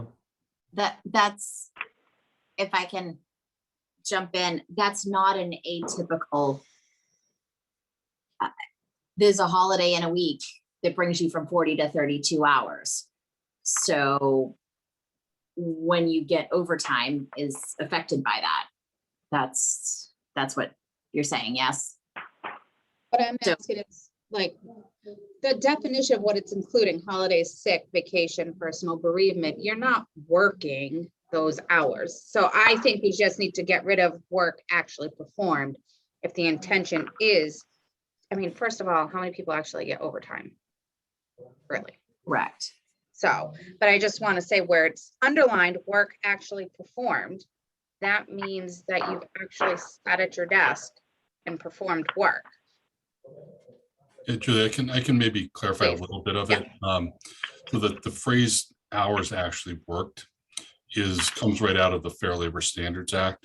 And under the law, what it means is the obligation to pay overtime is only on, as you say, hours at your desk, hours doing your task. So that if in theory you worked 48 hours in a week, I shouldn't say it that way. If you're paid for 48 hours a week, but one of those days you took a vacation and then you just picked up an extra shift. So now you've actually worked 40 hours and then you took 8 hours of vacation time as an example, or 8 hours of sick time. From a legal perspective, there's no obligation to pay overtime because you only actually worked 40. A lot of employers, as Wendy pointed out, and this is the way the town is with most of its CBAs, will count other things as hours actually worked. So a person who works the 48 hours after they had, I'm sorry, I said it wrong again, who has been paid for 48 hours, but actually took a sick day, took a vacation, took a personal day in the middle, they're not getting paid straight time on that last extra shift that they work. They're getting paid overtime. And it's a fairly common approach, more so in the public sector. I think in my firm, we do that for vacation, but maybe not sick or something like that. I think it's less common in the private sector, but that's really what you're saying in this terminology is when we think about overtime, the law talks about hours worked, but we're going to define it differently. We're going to define not just as the hours you're at your desk, but also the time that you were paid as a form of paid leave. Different than if a person is out sick, but burned all their sick time and it's unpaid, right? Then they just get no pay. And therefore overtime, if they picked up extra hours, wouldn't be there. But that you can tweak the wording, but I think that's the concept that's embedded here. And if it's, if you think it needs some cleanup, we can certainly do that. But I haven't suggested any substantive change there. Well, just to be clear, our current policy is vacation days, personal days, bereavement leave. That all counts currently, that all counts towards Right. hours that it may go over for overtime. Right. And it's actually broader than that because it says it construed to include all duly paid time off, and then use those as examples. So it really could be anything that somebody's paid for counts for overtime purposes. Mm-hmm. But as I think as Julie pointed out, I don't think you have a lot of overtime on an ongoing basis from folks that are covered by the SPP. Mm-hmm. But and correct me if I'm wrong, Julie, what you're saying is not changing the scope of that definition. It's just changing the phrasing of it. So it doesn't say work actually performed. Just maybe something like overtime pay shall be construed to include all duly paid time, etc. That sentence. Yeah, certainly if there's another way you want to say the same thing, we can certainly play with that. Yeah, I mean, because it's kind of speaking out of both sides of your mouth there, right? Like it says, you're only going to get paid, you're only going to get overtime for work actually performed, except you won't. You'll actually get paid overtime for everything else when you're not actually doing it. Yeah, that's kind of. That's exactly it. When I read it, I was like, well, what do we mean here? Which way are we going? Yeah. Yeah. We can tweak that to make it clearer. Okay.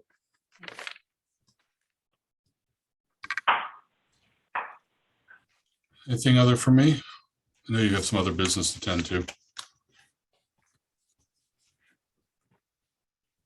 I think that's it, Mark. Thank you. All right, thanks, folks. And if there's any further questions, you can certainly funnel them to me through Julie or Heather, and I'll be happy to get back to you. I did make a couple notes on particularly looking at the issue Nancy raised about receive versus accrual. I can work up some alternative layoff language or something in there if the committee wants to see something like that, and I can work on cleaning up that non-exempt language we were just talking about. Okay. All right. Thank you, everybody. Nice to see you. Have a good night. Bye, Mark.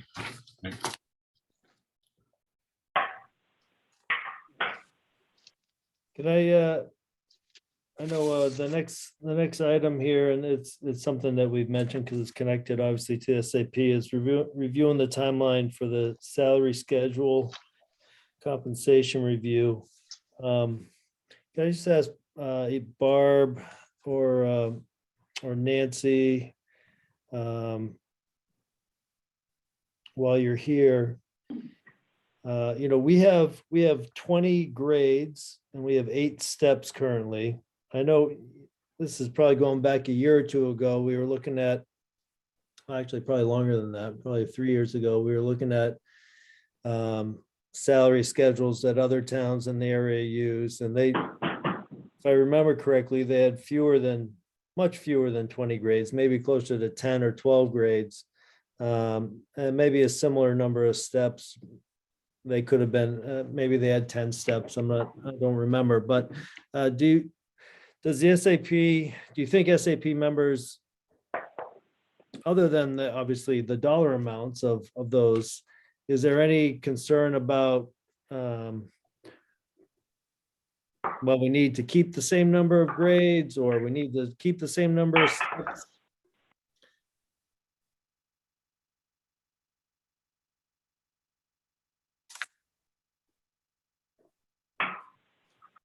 Nancy, do you have any thoughts on that? Yeah, the only thought I would have is, to make sure that the grade the different positions that you put into a grade have the same type of responsibilities. You might not, I don't know how you would combine some of them, but I mean, the ones at the end, I don't see anybody at a 20, so you could probably get rid of that one. Yeah. I mean, it does, there's a lot, pretty kind of a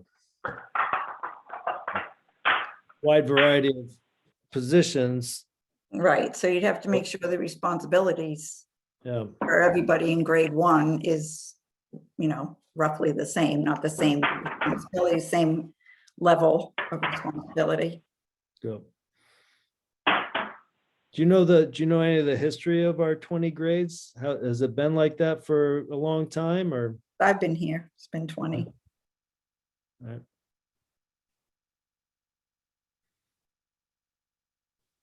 Okay, well, thank you. Julie, you want to talk about the timeline? If you had anything that you guys were working on, anything that you wanted me to do specifically, like I said, I am trying to gather information from comparable communities. Seems that everybody's beyond busy and doesn't have time to share information. So I'm doing the best I can gathering it. It's been just about a month now, and I've gotten just a few responses. So I'm trying to gather that. I can use the same model that we were going for last time, cutting down grades, adding steps and so forth, taking into consideration plugging in minimum wage. I think that was the same as what we were trying to accomplish a couple years ago. Yeah. As well. Yeah, I mean, when I look at our current, the FY22 salary grid, I mean, it's essentially grades 1, 2, and 3. I mean, we could essentially eliminate those 3 because the pay is, in almost all cases below minimum wage. So There's only one person at each 1 and 2. Yeah, I mean, I guess my point is, like, there's no reason we should have any grade or step that starts below minimum wage.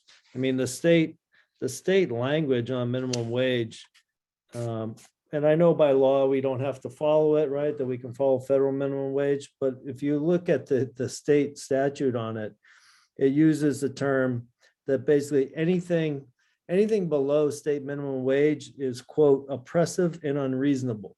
So I don't know why as a town, even though we can follow federal minimum wage, why we would want to, or why we would be okay with not at least meeting state minimum wage. And also, like somebody, I think Joanna mentioned, I stop for a coffee at a gas station most mornings, and they got a big sign out front, $15.50 minimum just to work the counter there.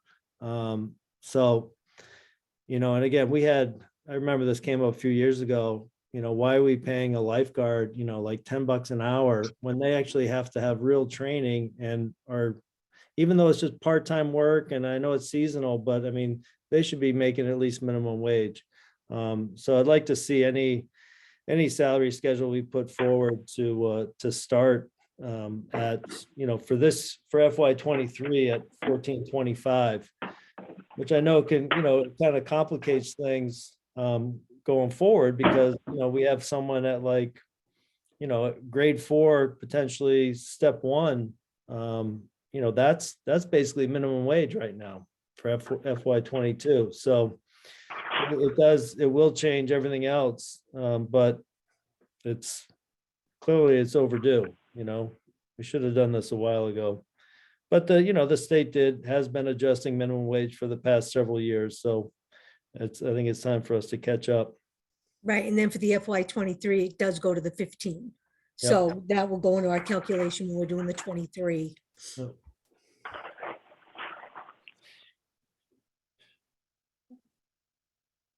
And I guess, while it's certainly going to, impact our employees, it is a small number of employees so I don't, even with this increase, I don't think it should be a huge hit to the town budget, but obviously that's something that, we would need to take into consideration so that we know what the increases will be.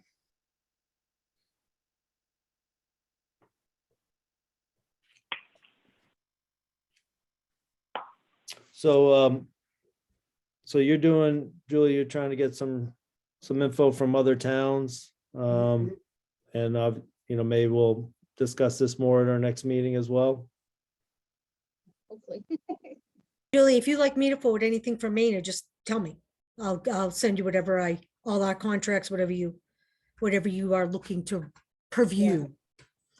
Because Lunenburg and Maynard are comparable towns by the state.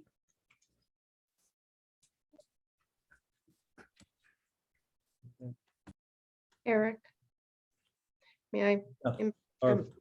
I also just wanted to point out that, and I know I won't make any friends by saying this, but in the past, the salary study had been also, the committee contributed to the salary study. I think everybody was tasked with doing it. So thank you, Joanna, for offering Maynard. But also, I don't, it's not always, it hasn't always been the staff member that collects the information.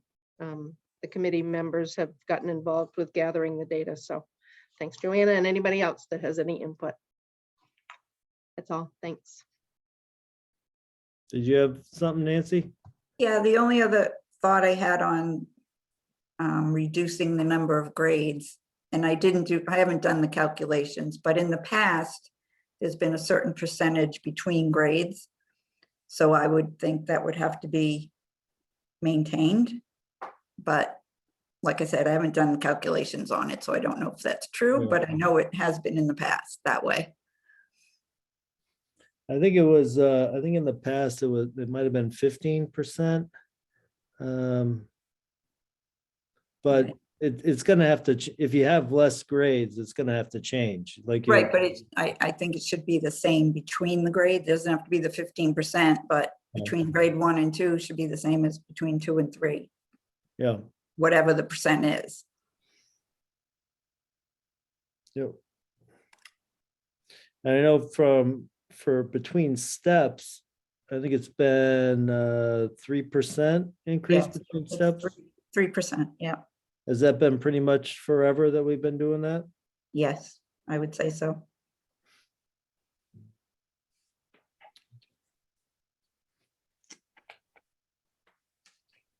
All right, so the next item on the agenda is some new positions, assistant meal site manager, and I believe, was that the only one? I thought there were two. And then there's the meal site manager. So the assistant, So right now we have a meal site manager position. We're adding, or would like to add, an assistant meal site manager. Let's see if I can Were you able to review these or do you want me to screen share? I mean, I have it in front of me, but I don't know about Anybody if else? other people want that.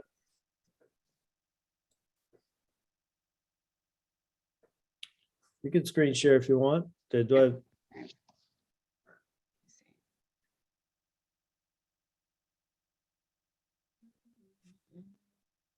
I had it open.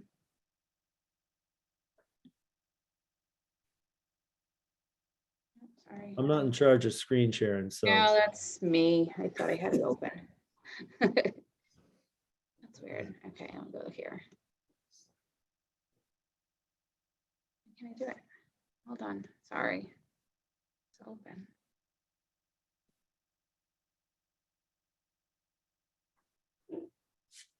Well, while I try to get this up here. Sue, Yep. there you are. Yep. Oh, there it is. No, Sue Doherty, sorry. Do you want to start with the assistant or the meal site manager? We can start with the assistant. Okay, Well, actually, why don't we start with the meal site manager? I'm sorry, just so we can kind of Back into it. explain how this all came about. The position of meal site manager of the senior center, I don't think the job description has been changed in all the years that it's been in existence since the 90s, maybe tweaked a little bit here and there. The job has also changed. It used to be, there was no cooking, no ordering of food, no menu planning. All the food would come in through Montechusett Opportunity Council, which we call Mock Nutrition. Things have changed in all those years. I mean, I've been working there for 25 years now, and it really has changed, especially with the pandemic. What we're doing now, we started doing this during the pandemic, is preparing our own meals, whether it be soup and sandwich or something a little bit more substantial, like more of a meal with like a pasta and meatballs or something like that. The current job description for meal site manager and the person who was hired as the meal site manager now was not hired to do cooking or menu planning or anything like that. The food would come in from the nutrition site already prepared, and all they'd have to do is serve it, put it in the oven, keep it warm, and then serve it up. We're trying to change things. Our clients now who are coming into the senior center, they do not want to eat the mock nutrition food.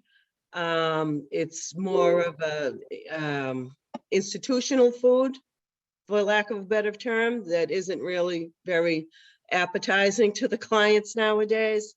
So what we're trying to do is get a meal site manager in there who actually has experience cooking, planning menus, has some sort of a nutrition background. I'm not saying a nutritionist, but somebody who could handle ordering the food and shopping. The current meal site manager now, as I said, in all fairness to her, was not hired for that position and has stated in the past that that is not what she does. She doesn't cook, she doesn't chop, she doesn't, it's just not there. We'd like to take that meal site manager position and bump it up a little bit, so at least it's over the minimum wage. And added some more things to it. We added to it, the menu planning, supervising what I'd like to have as an assistant meal site manager, and we have 2 kitchen aides also. She would be the main person there. She'd be responsible for doing the menu, doing the shopping, doing food ordering, making sure everything is done correctly, keeping records, using the computer to communicate with the nutrition site in Fitchburg, and so on and so forth. Where the assistant meal site manager comes in is would be the current meal site manager now.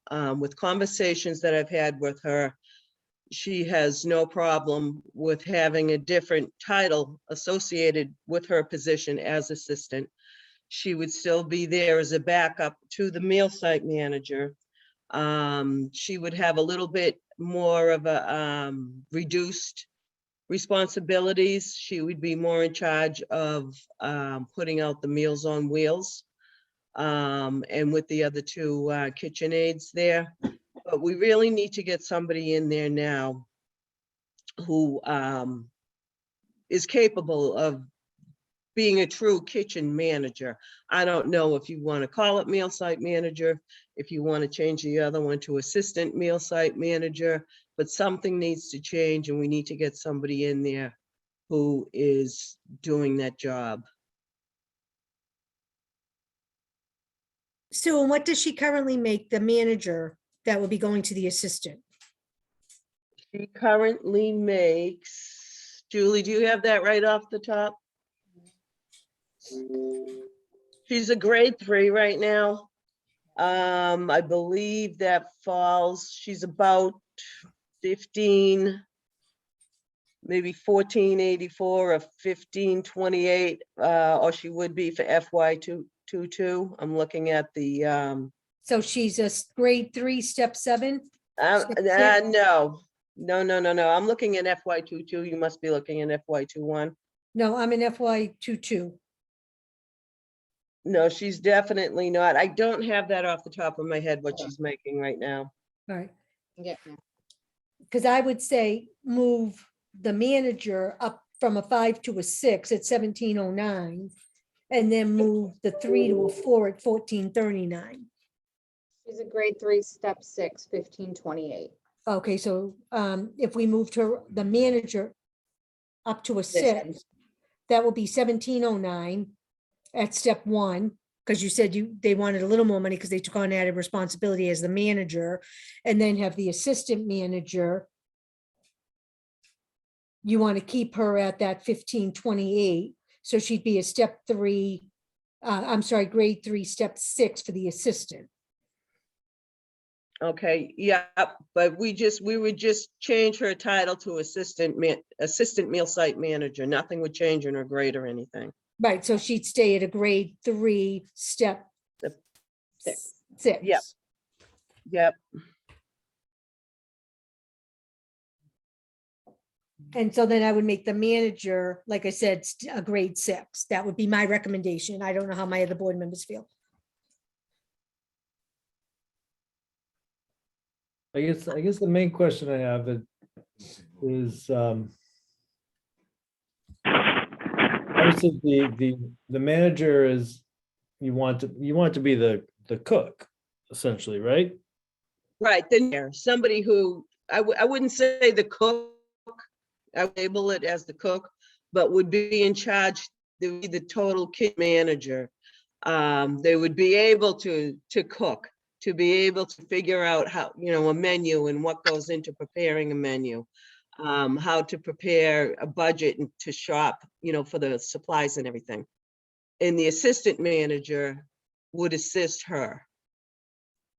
I guess in looking at your job description, Sue, someone who has some nutrition background and some, meal planning background, looking at, you had said 3 and 5 potentially suggested grades. I don't see someone in the minimum wage, category having, unless there's someone you all, you know what I mean, that of that.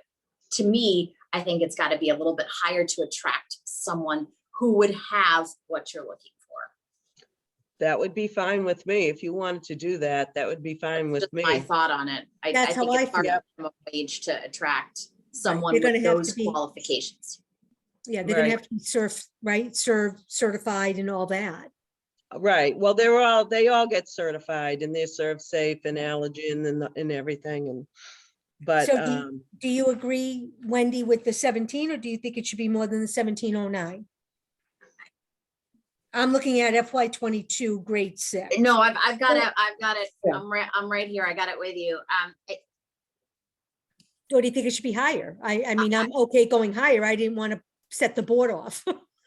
No, and I don't either. I'm just looking at this saying nutrition, having a nutrition background is not something that everyone out there has. Right, plus she's responsible for an employee. Correct. So it supervisory role.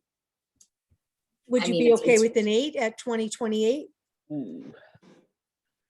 I would think think so, that's- I considering the fact that minimum wage in 11 months is going to be $15 an hour. We're going up, you know what I mean? We're going up again. And obviously this scale to, this next January, obviously we don't have the FY23 grid yet, but a salary schedule yet, but I don't know. I feel like for those qualifications, it needs to be more than, $15, $16 an hour, no question. Me too. This is Sue, can I ask a question to Julie? Julie, as you looked at the recommendation as a 5, if we change it up to a 6, does that compromise any of the other 6s, or would you consider them comparable levels? That's what I'm looking at now. I think they're talking more grade 8, right? Wendy and Joanna. I was kind of looking, and You're talking it about brings you grade over the 6. $20 an hour mark, so that, So Sue, again, the if you're 20 hiring someone with the background that is that's included in this job description. So Sue, that's equivalent to a grade 8, step 1, or grade 7, starting at step 3, if they're looking at 20. So within the 7s and 8s, beach director is a 7. The council on aging outreach coordinator is a 7. So how do you feel with this being equivalent or higher than the outreach coordinator, Sue Doherty, who might be frozen? We'll come back to her. That's probably an issue. Yeah, Remember, we I still have, I hear that and hear it. I would not, I think we need to be very careful not to be looking at what the dollar value is, but looking at the responsibility level of the grade. Yeah. We know we need to take a look at the grid and the steps as part of doing SAP going forward, and that we can address it then. But I think the discussion here is about this job description, and is the responsibility level of this job comparable to other 6s or other 5s? I think, when Sue and I were looking at this, we felt comfortable with a 5. A 6, I thought probably would be too much of an ask. I'm sorry, I don't my know if I'd internet go is really personally, spotty here and I just responsibility cut wise out. higher. What? I said, my internet is really spotty here and I just cut out. Yeah, so Sue, this is Donna. What I find works well, because I have similar issues here, is just go off of video and just use the audio on your computer. Okay. At least you'll be able to converse with us and you won't end up freezing. There we go. So I have a sort of a different question. Not so much that I disagree with, the responsibilities of the job and how they should be paid. How, and maybe Sue knows this answer, but do other towns do this and have similar a similar job role? And what do they get paid? Are we competitive in that way, or are we off base?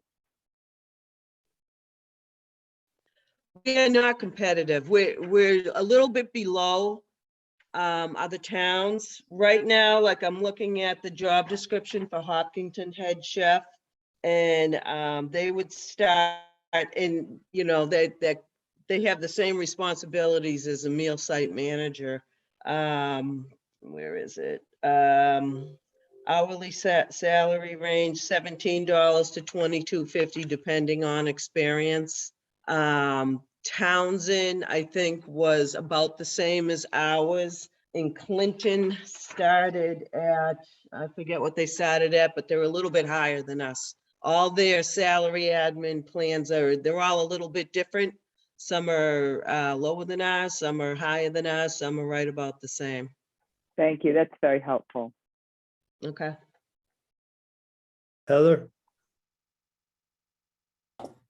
I was just gonna reiterate something Sue had said about, making sure you're comparing the grade responsibilities and not just looking at pay, because it's something the committee will be addressing that will change July 1st. And Sue, this position wouldn't go into effect into the new fiscal year, correct? Correct. So it would coincide with that change in pay rates. So that means that this position would be budgeted. Is that right? Yes, which would have to be budgeted in the fiscal 23 budget. Okay, thanks.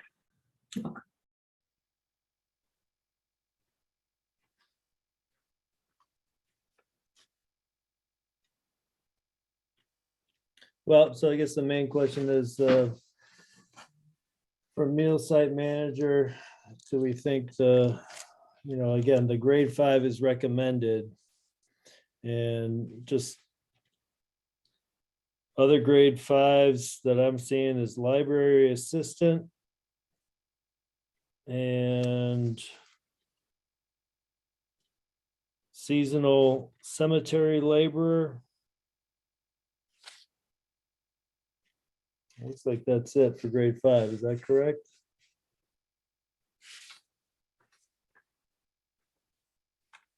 At this point, I'm agreeing with Wendy and Joanna that I think that we need to look at a grade that's a bit different in order to attract the right person. And it's When you were- consistent with what Sue said too. Other towns. The thing we don't want to do is to help other towns hire people for this job because we're not paying enough. Well, and what are some of our grade 6s so that we can compare responsibilities? Because 5 didn't sound like comparable to me. You have administrative assessing assistant. You have board clerk secretary. You have council on aging outreach assistant. You have senior account clerk, senior assessing clerk, senior library assistant, senior videographer. I mean, senior videographer sounds like that might be somewhat comparable, but I guess one of the, Sue Doherty, you might be able to answer whether you think the council on aging outreach assistant at grade 6, is that comparable to what your meal site manager would be doing? Well, we don't have an outreach assistant currently. I think when we had, So the meal site Garrick, manager you would were be on- doing a lot more then. Since That all position depends. doesn't I exist. mean, it's a totally different job. Yeah. Do you have a outreach coordinator? Yes, I do. And she's in charge of information and referral. She's a trained Shine counselor, which is a serving health information needs of everyone. So she counsels people on their health insurance changes when they turn 65. She goes into people's homes when needed to determine if they need services, whether it be from the local ASAPs or if they need, mental health services or anything like that. So it's a total different job. Yeah. So hopefully, if everything gets revamped for FY23, that turns into something else too. No. So your outreach coordinator you have at grade 7. Yeah. So does it seem like the meal site manager would be appropriate at a grade 6, or would it be more appropriate at grade 7? I would say right now a grade 6. If that's where you were going, I wouldn't do grade 7. But then again, like you said, if everything's going to change,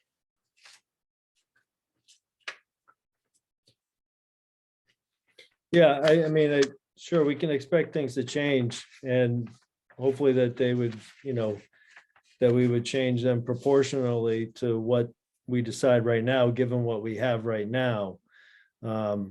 So it, there might not be very much difference between a 6 and 7 in the new model, but right now there is a slight difference.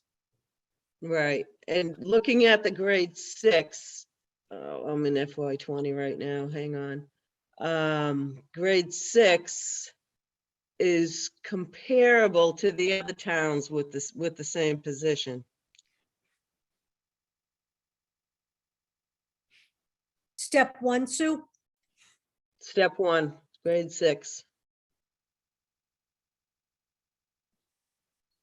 All right, well, I'd make a recommendation then that we increase the meal site manager job description from where it says grade 5 recommended to grade 6. Second, Okay. All those in favor? Start with, let's see. Sue, Yes, I accept, that's correct. Donna? Yep. Joanna? yes. And Wendy? Yes. And Eric's a yes too. All right. So we've changed that. I think we still need to vote on. Well. The so job itself. We need to vote on the kind of revised job description or. And then the new position of assistant meal site manager, correct, Julie? All right. So can I get I guess I make a motion that we approve the meal site manager job description.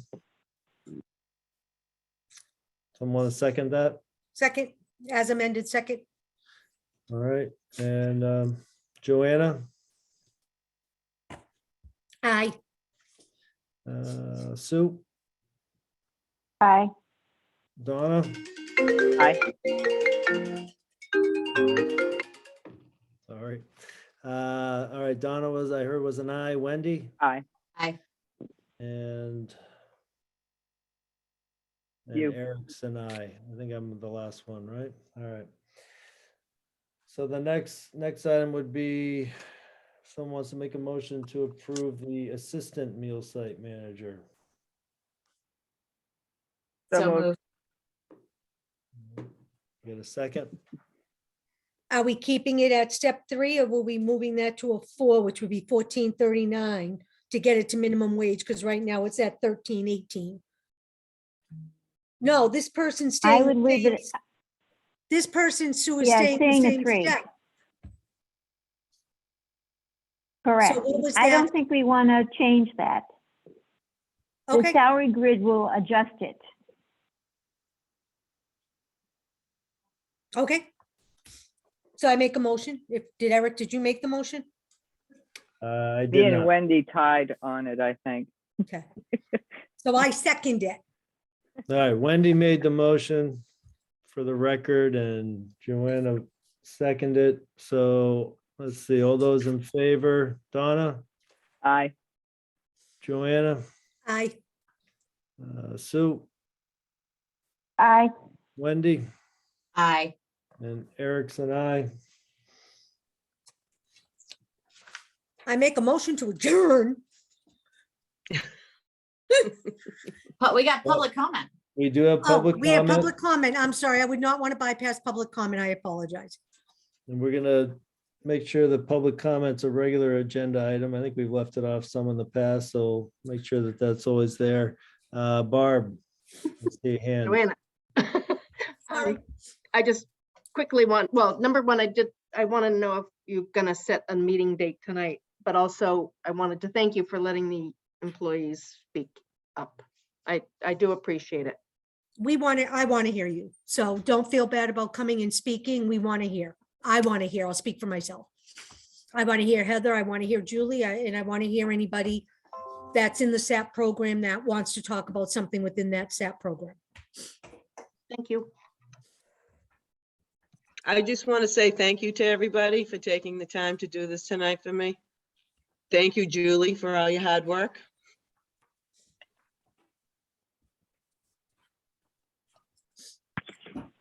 So Julie, do you want to set another meeting now or kind of do a doodle?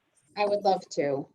Before we do that, I just want to, I want to thank Dave McDonald for serving on this committee. And, you know, he will be missed. So I thank him for what he's done. I second that, Donna, very, very much. I And I'm third. looking forward to working with Wendy. Me too.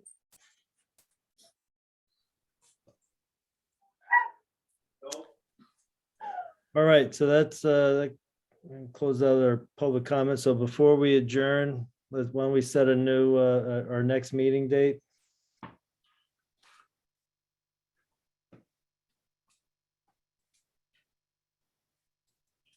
Open. I was looking for next week. So we have two new positions that need to be added to the SAP. And just an approval of a new hire above a step one. So that part should be real quick. Now, next week, do we also plan on revisiting these suggested changes to the SAP? Or the salary grid, or is that for another day? Salary grid, I doubt I'll have the information for next week. I would, you know, if you can, you know, try to throw, at least chip away one by one of his recommendations, and at least, you know, see what we can just scratch off, and anything that needs to, that requires another meeting, well, then we can figure that out next week. But I think if we can start to go through these, I mean, some of them, I think right now we could say we agree on and move forward.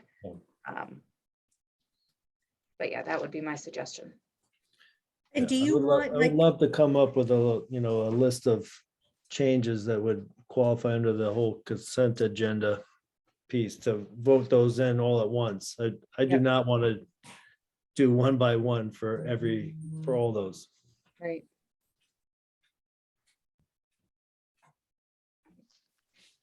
How's everybody's week look next week in the evening? well, so I did go through this app and I read, and I have notes on the ones I have concerns on. Do you want me to forward them? Is that what you said, to forward them? Or are we just going to talk about them? Because I'll do whatever you want me to do. So, Heather, correct me if I I'm can't wrong. hear you. I'm sorry. Can't hear me? Now I can. Okay. I think you can send me your information, and I think I could compile it that way and present it to the committee without breaking open meeting law. Yes. All right, so just send you the specific, The areas that you need to discuss further, or if you want to say, I'm good with this, I need to discuss this, then I can present a list at the next meeting. Hopefully it'll be common, common areas. okay. So let's pick a date. I am unavailable Tuesday, Same. and Thursday I have another meeting, so that squeezes me. So Monday or Wednesday? Where are we? Monday and Wednesday is open right now. It's open for me as well, Susan.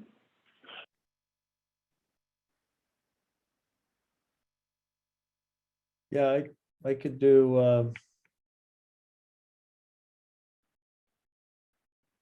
I could do Monday or Wednesday, although Wednesday would probably be, well, either day, doesn't matter.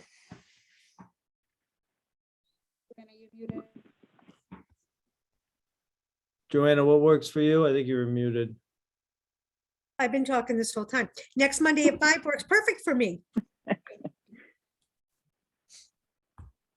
All right, well, Monday at 5, will that work for everyone? Yes. And for me, Yes. it'll be Zoom. I don't know everybody else's preference. I'm Zoom. Do it Zoom again, that's fine. I will be Zoom too. I'm not in town. I'm out of town. Okay, perfect. Is that why you're in a different chair? No, You this should- This is my I can't be downstairs where there's cooking going on chair. Oh, I see. That looks comfy. I gotta get myself one of those rooms. Yeah. 5 o'clock on the 31st. Ooh, Okay, perfect. I look forward to seeing you all then. right? Can we adjourn? All right. So do we have public comment from anybody? That was where we would We love did to. that. Oh, okay, We perfect. did. I make a motion to adjourn Second. at 7:18 PM. All right. Who all was in the favor? second? I didn't hear it. Donna, Donna, beat thank you, Donna. Wendy, beat Wendy to it, just barely though. Yeah. All right. And Julie, Heather, thank you. Oh, Thank you. All the other people are gone. So thank you, everybody. Have a great evening. Thanks. Lacey, See let you me guys in next week. favor of Bye, adjourning. everyone. Bye. Bye.